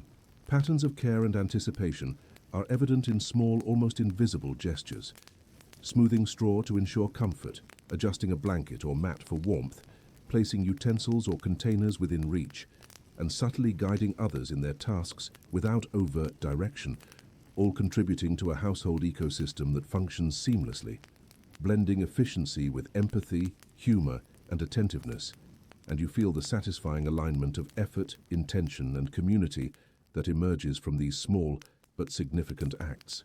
As the evening deepens, sensory details continue to enrich your awareness. The flicker of candlelight, casting dancing shadows on walls, the shifting aroma of smoldering wood, the distant murmur of conversation or laughter from other homes, and the rhythmic cadence of domestic tasks all coalescing into a textured, immersive experience that reinforces the transition from active labor to the contemplative, intimate, and quieter phases of the day. Humor and curiosity persist. A minor mishap with a bucket or firewood, a playful animal interrupting a task, or an amusing remark from a household member punctuates the seriousness of preparation with moments of delight and levity, reinforcing the enduring human need for amusement and connection, even amid practical concerns and structured routines. Each chore, gesture, and observation interweaves with the next, creating continuity that seamlessly carries you toward the final stages of evening. Washing and preparing water, tending personal effects, coordinating household members for rest, and initiating small reflective conversations that reinforce bonds and establish a shared sense of closure, purpose, and readiness for the night. In these moments, the interplay of physical, social, and sensory experiences fosters a heightened state of mindfulness, presence, and reflective engagement, allowing you to perceive the subtleties of human behavior, environmental cues, and communal patterns, while also cultivating a gentle awareness of the broader temporal and cultural context, deepening both historical insight and personal reflection. As twilight gathers and the sky darkens, you feel the natural cadence of transition. Labor softens into quiet attentiveness, activity gives way to contemplation, and the household collectively moves toward rest, each movement, gesture, and observation layering sensory richness, social coherence, and gentle humor, seamlessly guiding you toward the threshold of night and the more intimate rituals that will follow. Before sleep claims the village and its inhabitants in a shared, gentle quiet. The day has softened into the cool embrace of evening, and you find yourself drawn toward the central hearth, where the flickering flames provide not only warmth, but a comforting rhythm that pulses through the household like a living heartbeat, casting a golden glow over the rough-hewn timbers of the walls, the uneven floorboards, and the faces of those who gather around in quiet anticipation, their movements deliberate, their gestures familiar, and their voices low yet animated in the subtle intimacy that evening rituals demand. The scent of embers, mingled with the faint smoke of the day, cooking, and the occasional tang of herbs or drying meat, fills the air, creating a sensory anchor that grounds you in the present moment, while the soft crackle of burning wood provides a gentle, hypnotic cadence that soothes your mind, even as your eyes trace the patterns of shadow and light dancing across familiar surfaces. You sit or kneel alongside neighbors, family, and friends, absorbing the warmth radiating from the hearth and feeling the subtle social gravity that draws people together at this time of day. The unspoken agreements of shared space, attentiveness, and communal presence reinforcing bonds without need for formal acknowledgement. And as you observe, you notice the small nuanced interactions. A flick of a hand to adjust a blanket, a whispered joke, a careful offering of bread or water, each one layered with both practicality and intimacy, a subtle choreography perfected over repeated evenings, and historians suggest that these communal hearth gatherings were central to both emotional resilience and the transmission of knowledge, culture, and oral traditions, even as the particulars varied from village to village. Your senses remain alert to the textures of this evening tableau, the heat radiating unevenly from the fire, brushing your arms and cheeks, the faintly sticky surface of the floor under your hands as you shift, the occasional tickle of soot in the air that prompts a cough or laughter, and the way shadows elongate and retreat in response to the smallest movement of the flames, creating a visual tapestry that is simultaneously dynamic and comforting, drawing your attention even as your mind relaxes into the gentle cadence of the evening. Conversations orbit around practical matters and storytelling alike, soft recountings of the day's work, minor triumphs, humorous mishaps, and brief debates over village news, resource management, or the peculiar behavior of animals, all interwoven with asides, teasing remarks, and subtle commentary. The rhythm of speech rising and falling, like the flicker of the fire itself, creating an enveloping atmosphere of engagement and gentle stimulation that keeps your mind active while coaxing the body toward relaxation. While listening and participating, you are attuned to the social cues and layers of meaning embedded in these interactions. The inflection of a voice signaling agreement or dissent, a glance that conveys approval or mild exasperation, and the playful exaggeration of gestures that punctuate a story or lesson, all of which provide insight into interpersonal dynamics, hierarchy, and the unspoken codes of behavior that shape communal life. And you marvel at the subtlety with which these routines maintain cohesion and continuity without overt control or enforcement. In between stories and discussions, you notice the small but vivid sensory details that add texture and intimacy. The warmth of a neighbor's shoulder brushing yours as they shift position, the gentle scrape of wooden utensils against bowls, the faint scent of recently baked bread or simmering stew, and the soft padding of animals moving near the hearth, all elements coalescing into a multidimensional sensory experience that is both grounding and subtly hypnotic, weaving a mental comfort net that prepares your mind for the slower, reflective hours that will follow. The fire itself seems almost sentient in its constant, unpredictable rhythm, flames leaping unexpectedly, embers glowing bright, then dimming shadows stretching and shrinking, providing both fascination and reassurance as your gaze lingers, drawing you deeper into the moment, and gently nudging the mind toward both attentiveness and calm. It is a living visual meditation that reminds you of the balance between change and constancy, unpredictability and rhythm, chaos and order, echoing the patterns of life both within the household and in the broader village context. There is a subtle humor threaded through these gatherings, a child dropping a morsel of bread and quickly blaming the dog or neighbor, theatrically exaggerating the difficulty of a mundane task, or a story told with an intentionally absurd twist, eliciting quiet chuckles and easing tensions, all of which underscore the enduring human need for amusement, social bonding, and cognitive reprieve, even in a world dominated by necessity and labor. Historians still debate the exact ways in which these hearth-centered interactions influenced learning, oral history, and the consolidation of village memory. And as you sit and observe, you become acutely aware of how knowledge, humor, cautionary tales, and cultural norms are transmitted seamlessly through conversation, gesture, and demonstration. A continuous flow of teaching and reinforcement that operates without formalized instruction, yet carries profound consequences for both survival and community cohesion. Your mind drifts along with the conversation, imagining how each anecdote relates to broader patterns of village life, pondering the subtle strategies used to maintain cooperation, considering the ways in which humor, empathy, and observation intertwine to produce functional and emotionally resilient households, and delighting in the occasional quirk or unexpected comment that breaks patterns and adds spontaneity, reminding you that life is simultaneously structured and playful. While seated, you participate in small tasks around the hearth, rotating logs to maintain a steady flame, adjusting cooking vessels, passing utensils, or helping children with minor needs, each action blending attentiveness, care, and communal participation, reinforcing a sense of agency, belonging, and rhythm that is both historical and deeply human, linking the practical to the social and emotional, grounding you in the material world while allowing your imagination to roam. Even the smallest sensory elements contribute to the immersive environment. The warm glow against your skin, the faint hiss of moisture evaporating from the fire, the occasional spark leaping unpredictably into the air, and the tactile feedback of tools, containers, and fabrics as you interact with them, all of which subtly stimulate the senses, focus attention, and enhance the gentle, hypnotic quality of the evening.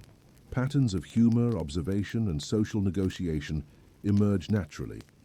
The timing of a joke or playful rebuke, the silent agreement in glances, and the careful balance of giving and receiving help all operate within an unspoken structure that maintains cohesion, enjoyment, and attentiveness, demonstrating the elegance of informal social regulation in a world without formalized entertainment or education, and inviting you to notice, learn, and participate with both care and curiosity. As the evening stretches on, the rhythm of the hearth transitions toward a slower, more reflective cadence. Stories become softer, movements more deliberate, voices gentler, and your own breathing slows in response to the sensory, social, and cognitive immersion, preparing you naturally for the next phase of the night when sleep, warmth, and rest will envelop you, while still leaving room for curiosity, gentle humor, and observational engagement to persist subtly in the background. Your attention remains alive yet relaxed, noticing the interplay of warmth, shadow, scent, sound, and social nuance, drawing comfort and satisfaction from the continuity of experience, the subtle repetition and variation of actions, and the gentle humor and curiosity that infuse the household, creating a seamless bridge between the energy of the day and the calm of impending night. A transition that is both historical and deeply human, guiding you toward the intimacy, reflection, and eventual surrender to rest that will define the next hours.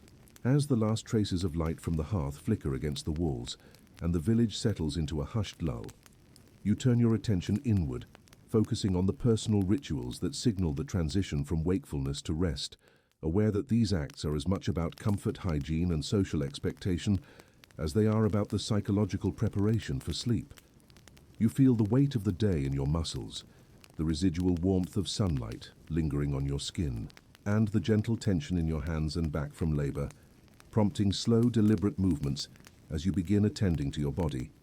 Each gesture a small meditation, a way to acknowledge and care for yourself before surrendering to slumber.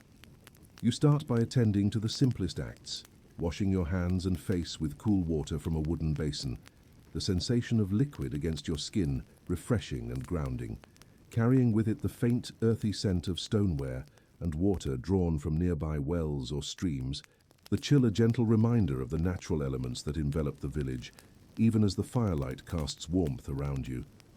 As you rub the grime and sweat from the day, you notice the textures of the materials around you.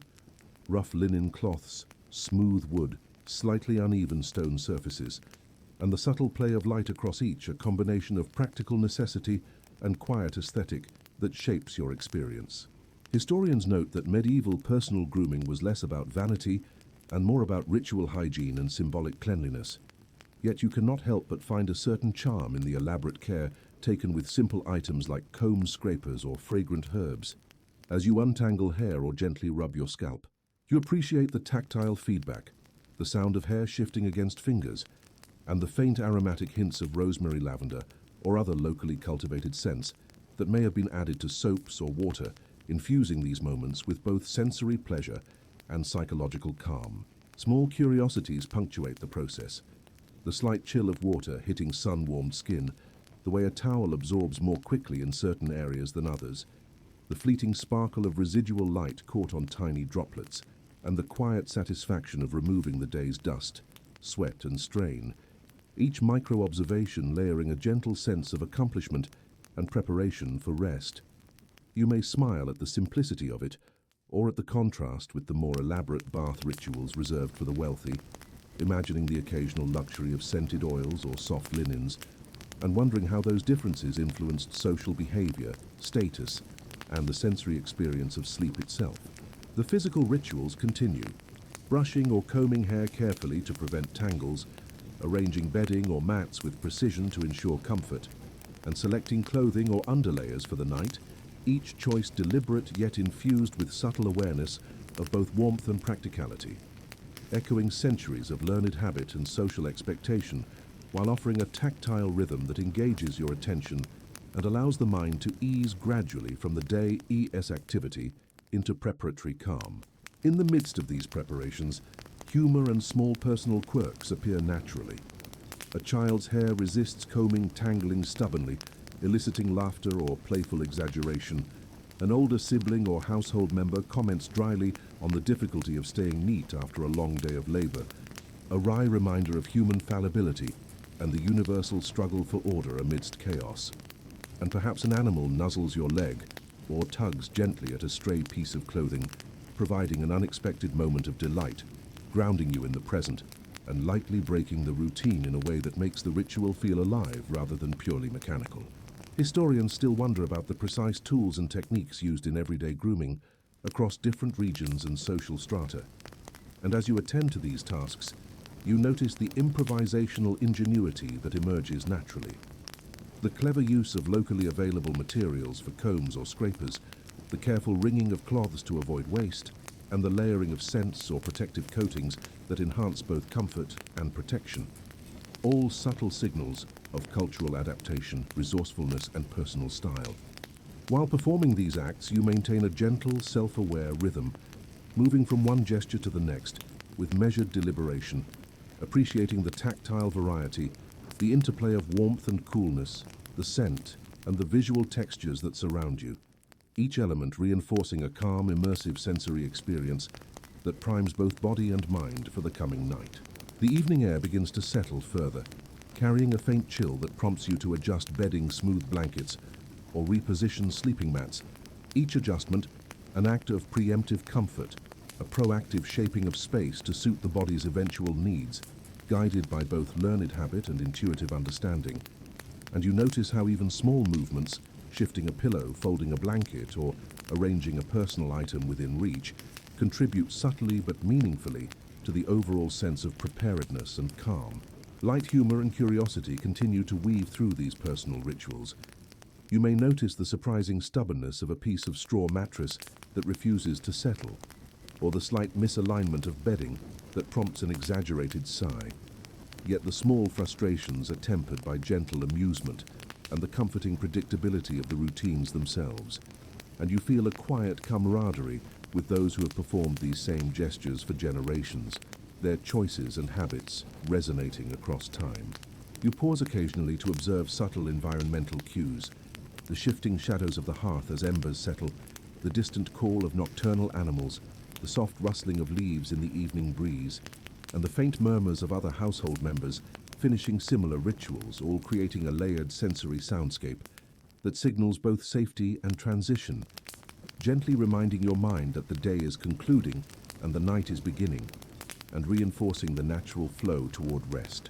These moments of reflection deepen your appreciation for the interplay of practical care, sensory engagement, and psychological readiness. Each motion, scent, and sound contributes to a holistic preparation for sleep that balances body, mind, and social context, weaving together centuries of habitual wisdom with immediate, tactile experience, allowing you to inhabit fully the historical and human dimensions of medieval evening routines.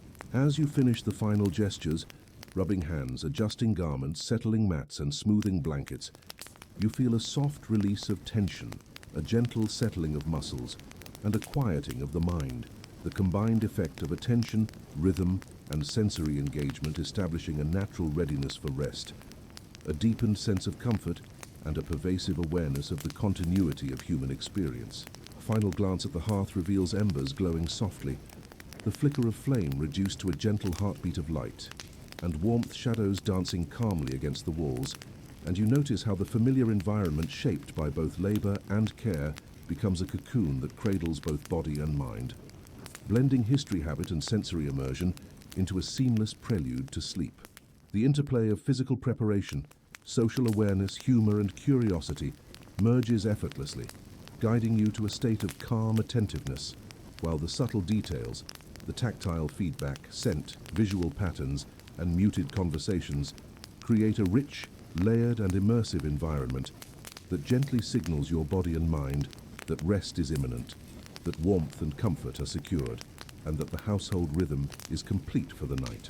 You reflect quietly on the intricate choreography of these acts, recognizing the value of mindful attention to both the practical and the sensory, the habitual and the improvisational, understanding how each motion contributes to both immediate comfort and a profound, historically grounded sense of continuity, connection, and readiness for sleep. Humor, curiosity, and reflective awareness intermingle as you complete your personal routines, preparing not just your body, but your attention, senses, and mind for the quiet, restorative hours ahead, and reinforcing the immersive, intimate, and playful qualities of medieval evening life. With your evening rituals complete, you turn fully toward the sleeping space, that sacred corner of your dwelling that promises warmth, safety, and the gentle surrender to night. And you are struck immediately by the contrast between the bustling energy of earlier hours and the hushed intimacy of this private space, a microcosm of the larger household yet distinct in its function and feel. The straw-filled mattress or mat beneath you shifts softly as you settle, compressing slightly under your weight, with a faint satisfying rustle that signals both support and pliability, and the layers of blankets, linen, or wool are arranged with deliberate care, providing not only warmth, but also a tactile reassurance that each fold, each edge, each tucked corner has been placed with intention, an ancient and enduring gesture of human care and preparation. You notice the subtle scents embedded in your sleeping area, faint traces of smoke from the hearth, the earthy aroma of straw, or rushes the lingering fragrance of herbs that may have been scattered to deter insects, or simply to comfort the senses, and perhaps the soft, warm smell of fabric worn and laundered, all mingling to create a sensory cocoon that is simultaneously grounding, calming, and deeply familiar, signaling both continuity and safety. As you lie down or crouch low onto the bedding, the texture of the mat under your body engages every nerve ending.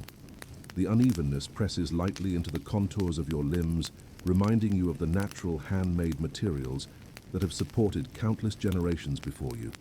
And the faint spring of straw or rush beneath your weight creates a gentle feedback loop that both grounds and soothes, coaxing your muscles to release tension while engaging your tactile awareness in a meditative rhythm. Shadows from the dying hearth cast long quivering patterns across the walls and ceiling, playing across the sleeping space in a quiet dance that mesmerizes as much as it comforts the movement, slow enough to feel almost deliberate, yet subtle enough to let your gaze soften and wander, allowing the mind to drift and settle in tandem with the body. You might notice the glimmer of an occasional ember, or the faint reflection of a distant moonbeam, both small, almost whimsical details that punctuate the otherwise steady calm of your surroundings, creating micro-curiosities that delight without disturbing the gentle descent toward rest. Historians note that medieval sleeping arrangements varied widely depending on status, wealth, and climate, yet the core elements, insulation, layering, tactile comfort, and social proximity, remained consistent, and you reflect on how the seemingly humble straw mattress or shared bed conveys a profound understanding of human need, a tactile knowledge honed through generations that balances warmth, hygiene, and practicality. You adjust slightly, rolling or turning in a careful, deliberate motion that redistributes weight evenly, allowing joints to release, spine to align, and muscles to soften in a subtle, flowing rhythm. You feel the combined effect of previous grooming warmth from clothing and blankets and the lingering heat from the hearth, a cocooning influence that gently persuades the body toward a state of surrender, each breath slowing naturally, each exhale carrying residual tension away. Nearby household members, similarly ensconced in their own spaces, create a soft backdrop of muted sounds, occasional shifting of bodies, a stifled cough, the whisper of fabric sliding against straw, or the faint creak of timbers adjusting to the cooling night air, all harmonizing into a gentle, unintrusive soundtrack that signals both life and safety without demanding attention, reinforcing the feeling of being part of a living, breathing environment while still allowing for solitude and reflection. You notice the quiet, almost imperceptible symphony of the sleeping space, the interplay of temperature changes as warmth radiates from the body into blankets, the faint sound of your own heartbeat, and breathing the soft rhythm of night winds against walls or small openings, and the occasional settling of structural wood, each contributing to a dynamic multisensory awareness that simultaneously engages and relaxes, coaxing your mind into gentle vigilance while the body softens into repose. Humor and small personal observations persist even here. You might smile at the slight unevenness of the mattress, the occasional stray piece of straw poking unexpectedly, or the playful contortions necessary to arrange blankets, just so all minor frustrations softened by a sense of continuity, history, and the intimate quirks that make each sleeping experience unique, even across centuries. As you lie there, your mind wanders gently across the day's events, the soft textures and warmth of your space reinforcing a reflective, calm mental state.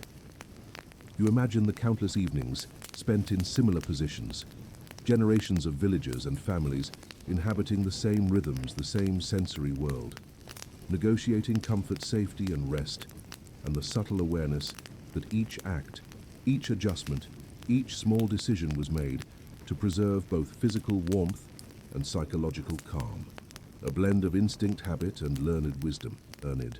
You shift slightly, noticing how the interplay of blanket weight, mat firmness, and ambient temperature creates micro-adjustments, each one a dialogue between body and environment, a quiet calibration that ensures sustained comfort, a practice perfected intuitively over countless nights.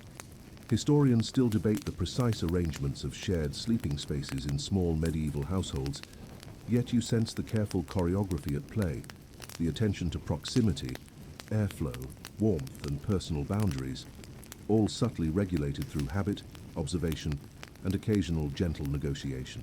The tactile details deepen your sense of immersion.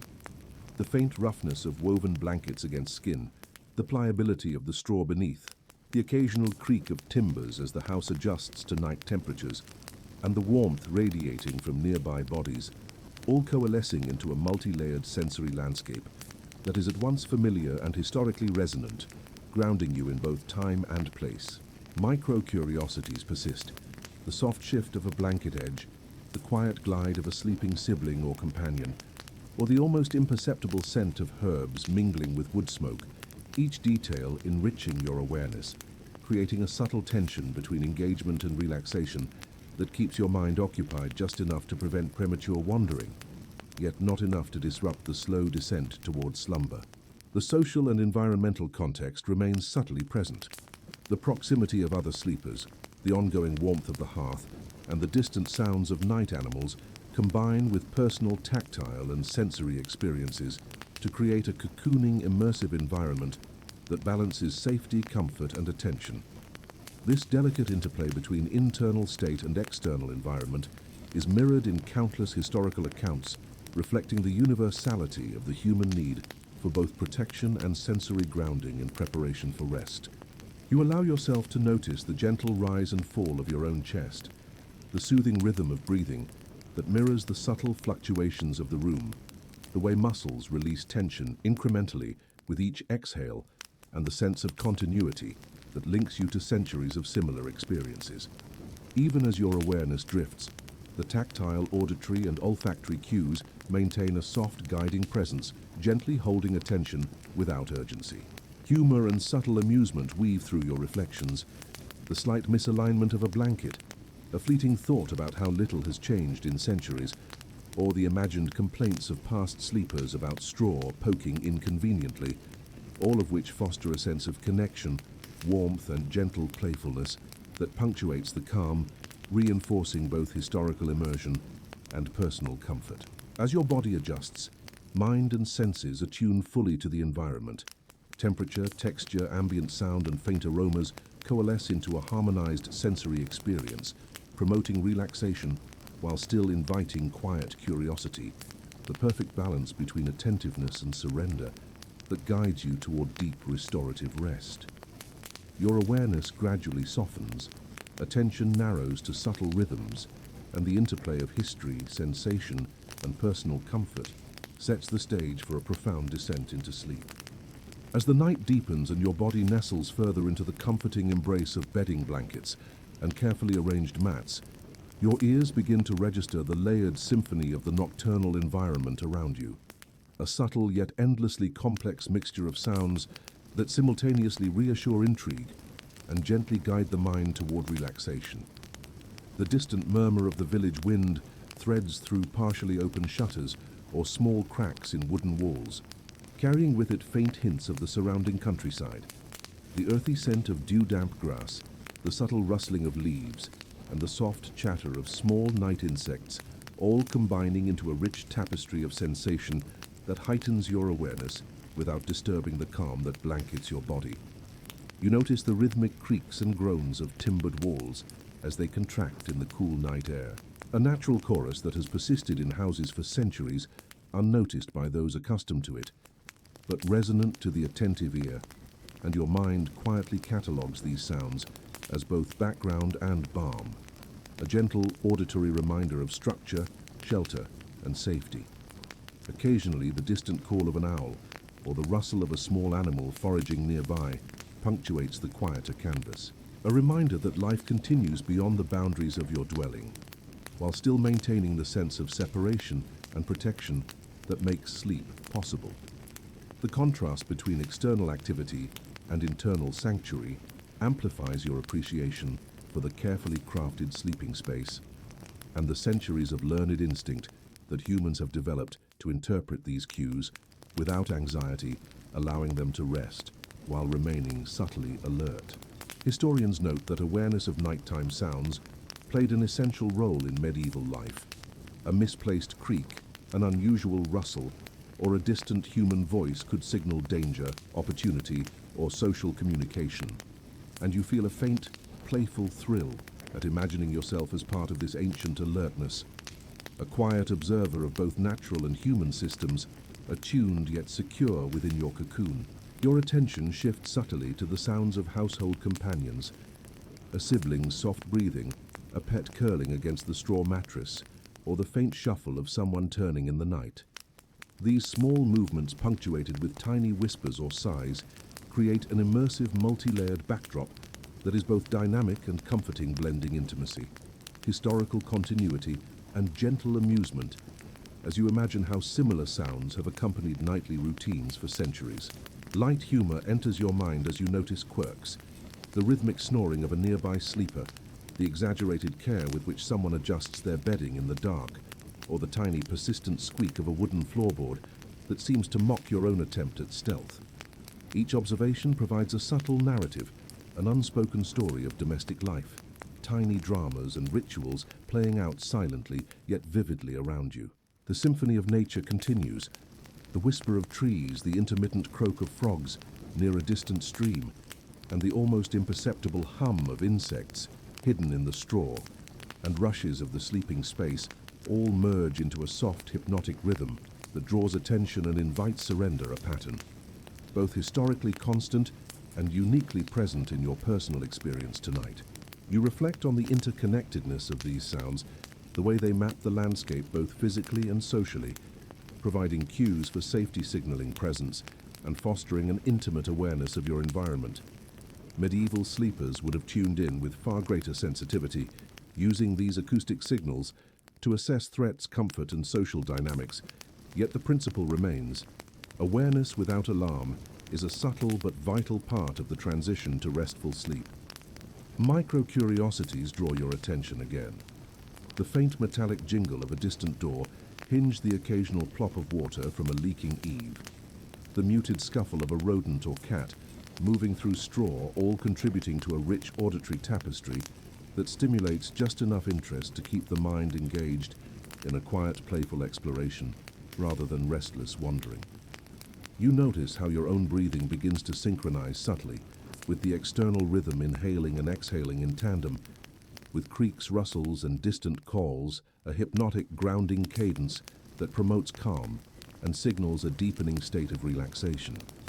Each sound, though varying in intensity, forms part of an invisible conversation between body, environment, and history, reinforcing the timeless human experience of settling into night while being gently aware of life's ongoing patterns. Humor persists in quiet observation. The imagined commentary of past sleepers on similarly persistent nighttime noises, or your own playful exaggeration of a tiny squeak into a grand nocturnal event, lightens the attention, allowing engagement without tension, and provides a bridge between historical curiosity and personal amusement, a comforting interplay that enhances relaxation. Historians still debate the precise impact of specific environmental sounds on medieval sleep patterns, yet your experience aligns with broader observations. Soft, familiar, layered auditory input can facilitate both safety awareness and physiological calm, promoting a sense of continuity, grounding, and ease that persists across centuries. You notice the subtle echoes, how the timber amplifies or softens certain frequencies, how blankets dampen others, and how the body intuitively filters and prioritizes inputs, all contributing to a complex yet harmonious acoustic environment that guides attention while allowing surrender. The gentle orchestration of these auditory cues fosters a balance of alertness and calm keeping, the mind occupied just enough to prevent abrupt wandering, yet soft enough to allow the body's natural sleep mechanisms to take hold. The interplay of external and internal sounds continues, reinforcing both presence and sanctuary. Your heartbeat, the rustle of blankets, distant wind, nocturnal wildlife, the soft breathing of companions, and the muted snap of settling timbers all blend seamlessly into a sensory matrix that holds attention lightly, engages curiosity, and signals safety and continuity simultaneously. creating the perfect scaffold for deep, restorative relaxation.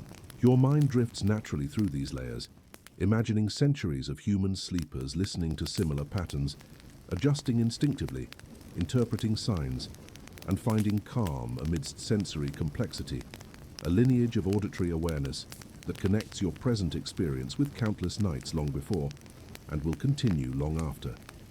In this way, sound becomes both anchor and guide, drawing attention gently while inviting surrender. A historical lullaby rendered in living, breathing detail. Light humor, observation, and curiosity intermingle seamlessly.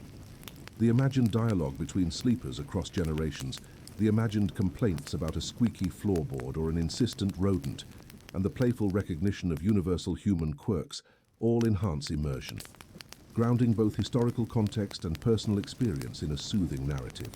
With each inhale and exhale, awareness, humor, and sensory immersion harmonize, creating a profound sense of calm, connection, and readiness for sleep. The layered tapestry of sound and perception, a perfect companion to tactile comfort, warmth, and historical imagination, guiding the body and mind toward restorative rest while still delighting in curiosity and quiet amusement. As the night deepens further and your body lies cocooned within the straw mattress and the layered blankets, wrapped in warmth and familiarity, your mind begins to drift beyond the immediate sensory experience, venturing into that liminal space between wakefulness and sleep, where imagination, memory, and curiosity coalesce into the early stages of dreaming, a domain that medieval people would have approached with a mixture of reverence, superstition, and practical attention, for dreams were often considered messages, portents, or playful reflections of one's daily life. And as you sink into this space, you notice the subtle shift in awareness, the way the boundaries between external sounds, internal thoughts, and imagined scenarios blur softly, gently, coaxing your consciousness into a reflective, immersive state that balances curiosity and surrender. You might visualize yourself wandering through the familiar streets of your village, the dim glow of torches flickering on stone walls, the faint scent of cooking fires still lingering, and the quiet shuffle of animals in the barn nearby. All elements of daily life magnified and refracted through the lens of the half-asleep mind, where details are amplified, patterns emerge that might not be noticed in daylight, and the ordinary becomes subtly extraordinary. A playground for both historical curiosity and personal imagination.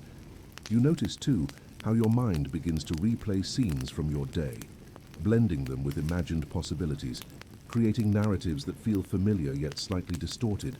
Their subtle echo of the way medieval dream interpretation often sought to decode both the mundane and the mysterious. Historians note that medieval people placed significant emphasis on dreams. They could indicate health, future events, or spiritual guidance, and you can feel the resonance of this mindset as your mind begins to populate its dreamscape, mixing everyday realities with imagined sequences, blending the physical sensations of your sleeping space with imagined adventures, encounters, or gentle humor, all unfolding within a warm, safe sensory cocoon. You notice subtle humor emerging in your half-conscious thoughts.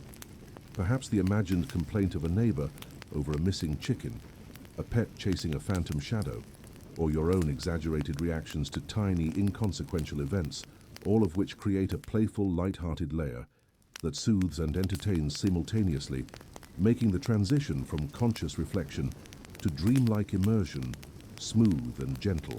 As your breath slows and muscles soften further, you begin to sense the faint layering of historical imagination over personal experience. The smell of herbs scattered on the straw mattress, the flickering candlelight that once illuminated countless medieval sleeping spaces, the soft creaks of wooden beams and floorboards, all interwoven with imagined dialogues, small domestic dramas, and the quiet humor of everyday life, creating a rich tapestry that the mind can explore safely and gently as it drifts towards sleep. You might notice the faint echo of lessons learned from earlier nights, the awareness of how carefully households were arranged to maximize warmth, comfort, and social harmony, and the subtle understanding that even in times long past, humans developed rituals, sensory strategies, and playful mental games to encourage calm, reflection, and restorative rest.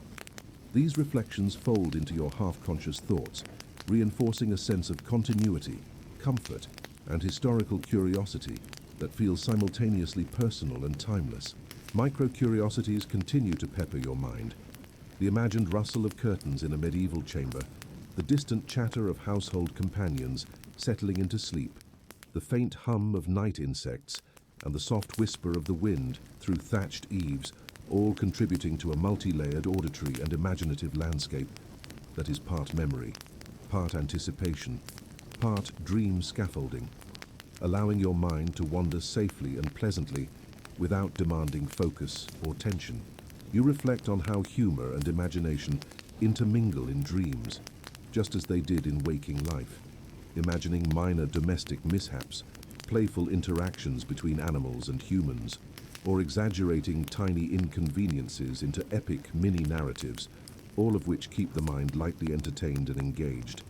A subtle strategy that medieval people may have recognized intuitively as a form of mental preparation, amusement, or coping, a gentle balancing of curiosity, attention, and surrender.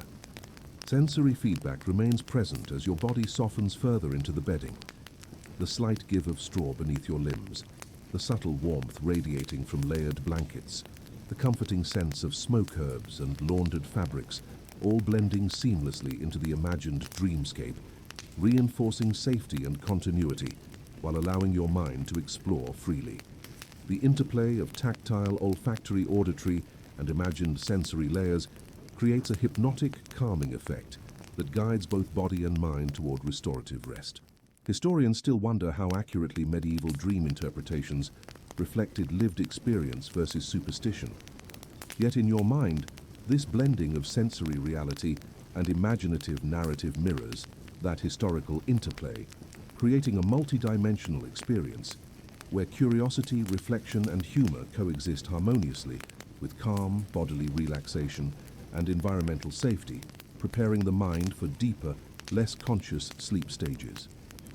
You notice the gentle emergence of storylines in your semi-conscious state, imagined encounters with familiar faces, playful reinterpretations of daily events, or exaggerated reflections of minor household quirks, all unfolding gently and fluidly, a subtle dance between narrative curiosity and surrender that lulls attention without forcing it, encouraging a gentle drift towards sleep while maintaining a soft, immersive engagement with the world you inhabit, both real and imagined. The rhythms of the night previously observed in detail, the faint creak of beams, the whisper of wind, distant animal calls, muted household movements, now blend into the dreamlike landscape, forming a hypnotic scaffold for the unconscious mind to explore narrative, sensory, and emotional layers in safety and comfort. These patterns, persistent across centuries, link your current experience to countless nights of human sleep, creating a profound sense of continuity, belonging, and relaxation. You feel subtle amusement as imagined historical details interact with your own sensory experience. Perhaps imagining a cat stealing an unattended shoe centuries ago, or a sibling debating over blankets in a medieval household, or a humorous exaggeration of a creaking floorboard becoming a minor nocturnal drama, all small, gentle narrative anchors that maintain engagement while facilitating calm, reflective mental wandering. As breath deepens, muscles soften, and attention drifts, you notice a slow fusion of tactile comfort, auditory immersion, gentle humor, historical imagination, and emerging dream scenarios, each layer supporting the other in a delicate balance that encourages the body to relax fully while the mind meanders freely yet safely, exploring historical life, domestic routines, and playful mental vignettes without effort or strain. With each exhale, tension releases further, the interplay of imagination and physical sensation deepens, and the mind gradually allows more abstract, dreamlike images to emerge. Faintly lit medieval streets, cozy sleeping chambers, imagined dialogues, distant animal sounds, and whimsical domestic events all layered over the real warmth and tactile comfort of bedding, blankets, and the night environment. The result is a seamless, immersive drift from wakefulness into restorative sleep, where historical curiosity, personal experience, humor, and calm coalesce into a profoundly soothing state. The awareness of continuity persists gently, a soft hum beneath drifting thoughts, The centuries of humans experiencing similar nightly transitions, settling into layered bedding, listening to night sounds, adjusting blankets, reflecting on daily events, and gently entertaining their imagination before surrendering to sleep. You feel part of that lineage, a quiet participant in the long chain of human rest, connected by sensation, attention, and imagination across time. Micro-observations punctuate this descent. The soft creak of a mattress adjusting under weight, the gentle swoosh of a blanket edge, the faint ambient noise outside and within the dwelling, and the playful curiosity of the mind weaving small narratives from these cues, all of which reinforce both historical immersion and personal comfort. A seamless blend of attention, amusement, and surrender that guides you gently toward deep sleep. As the night continues to envelop both body and mind, the subtle layering of sensory input, gentle reflection, imaginative exploration, and historical resonance converges into a steady, immersive rhythm, each element reinforcing the others, creating a profound sense of calm, continuity, and readiness for full sleep, where dreams, body rest, and subconscious processing can unfold in harmony, leaving the mind both stimulated gently and soothed thoroughly. You feel the quiet assurance of centuries of practice, instinct, and human experience enveloping you, guiding body and mind into a peaceful, restorative state where curiosity, humor, imagination, and historical reflection coexist effortlessly with relaxation, warmth, and safety, allowing sleep to take hold naturally and deeply, preparing you for tomorrow while honoring the rhythms of tonight.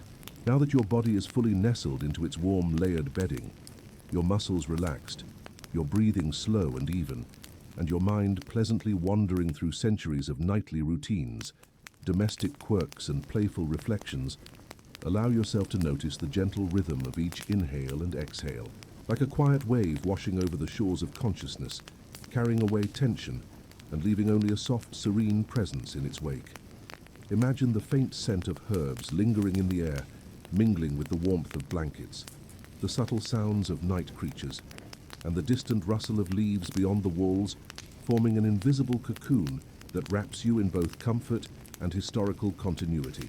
A delicate embrace that reminds you of your place in the long chain of human experience, resting in the safety and rhythm of the world around you. With every breath, imagine sinking a little deeper into the mattress and straw beneath you, letting go of lingering thoughts, of minor concerns, of the gentle pull of curiosity that guided you through this journey, until they float away like autumn leaves drifting slowly down a quiet stream. Notice how your body feels heavier, yet lighter at the same time, supported fully by the layers of bedding, the gentle hum of the fan, and the ambient nocturnal symphony that has accompanied you throughout the night, each element blending seamlessly into a harmonious lullaby for the senses. Picture yourself moving effortlessly through your medieval chamber, where the light of a distant candle flickers softly, casting elongated shadows across the walls, the faint creak of wooden beams and floorboards, a familiar, comforting pattern that accompanies your drifting awareness, while the imagined aromas of wood smoke, herbs, and laundered linens mingle with the warmth of the blankets, creating an environment that feels timeless, safe, and deeply restorative. Allow the playful details you observed earlier, creaking floorboards, shifting pets, distant rustles, whispered sighs, to become part of a gentle narrative that floats behind your eyelids, an invisible companion as sleep deepens. As your mind continues to drift, visualize the rhythmic patterns of sound and sensation as gentle guides, the whispering wind outside, the subtle movement of animals in the dark, the soft breathing of companions nearby, all layering into a calm, undulating background that encourages the subconscious to take over, guiding thoughts and reflections toward gentle, restorative dreams, where curiosity, humor, and imagination can wander safely without tension or effort. A space that is both personal and connected to the timeless human experience of settling into night. Allow any lingering humor, small curiosities, or historical reflections to fade softly into the background, like clouds dissolving in a twilight sky, leaving only the soothing cadence of breathing, the tactile warmth of blankets, and the quiet, steady heartbeat of night both outside and within. Let the mind, body, and senses merge into a single calm awareness, a state of restful observation and surrender, where the continuity of human experience, the gentle amusement of daily life, and the immersive imagination of centuries of nights converge into a perfectly balanced lull. Imagine yourself drifting further, weightless yet grounded, floating gently above the familiar details of the chamber, the bedding, the distant sounds, while still fully connected to the tactile comfort beneath you. Notice how each breath deepens the sense of calm, how your pulse slows to a serene rhythm, and how your awareness of both your immediate environment and the imagined medieval world coalesces into a gentle, hypnotic tranquility that guides the mind seamlessly into deep sleep. Picture the subtle dance of dreamlike imagery forming naturally. Faint candlelight flickering on imagined walls, soft silhouettes of companions moving through the night, playful domestic quirks unfolding silently, and the rhythmic presence of external nocturnal life weaving through this tableau, all of which blend with your own sensory and imaginative awareness to create a safe, immersive, and deeply relaxing experience. Let the thoughts of historical curiosity, imagined adventures, and playful humor now gently recede, leaving only the soothing cadence of night, the comforting layers of bedding, and the gentle hum of awareness that does not demand engagement, but simply observes, floats, and rests. Allow your body to sink further into it, support your breath to continue its calm, unhurried rhythm, and your mind to follow the natural flow into restorative sleep, where dreams and consciousness can wander freely yet safely.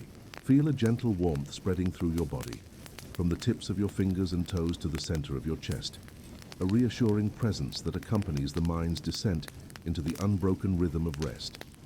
Notice how every minor tension, every lingering curiosity, every trace of daytime thought dissolves into the quiet, expansive embrace of night, leaving only comfort, safety, and the gentle hum of awareness. As you drift further, visualize centuries of human sleepers lying in similar beds, experiencing the same subtle interplay of sounds, tactile sensations, and the quiet amusement of domestic life.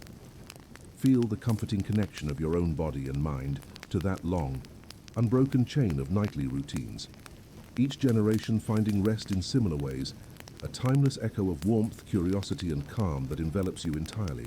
Finally, allow yourself to surrender fully, knowing that the body is safe, the mind is free to explore dreams, and the sensory environment supports your rest effortlessly. Feel the rhythm of night, the warmth of bedding, the gentle hum of air and life around you, and the subtle satisfaction of historical curiosity, amusement, and imagination, all blending into a perfect cocoon of calm, guiding you completely into deep, restorative sleep, where awareness, imagination, and the body rest harmoniously, preparing you to awaken renewed and refreshed.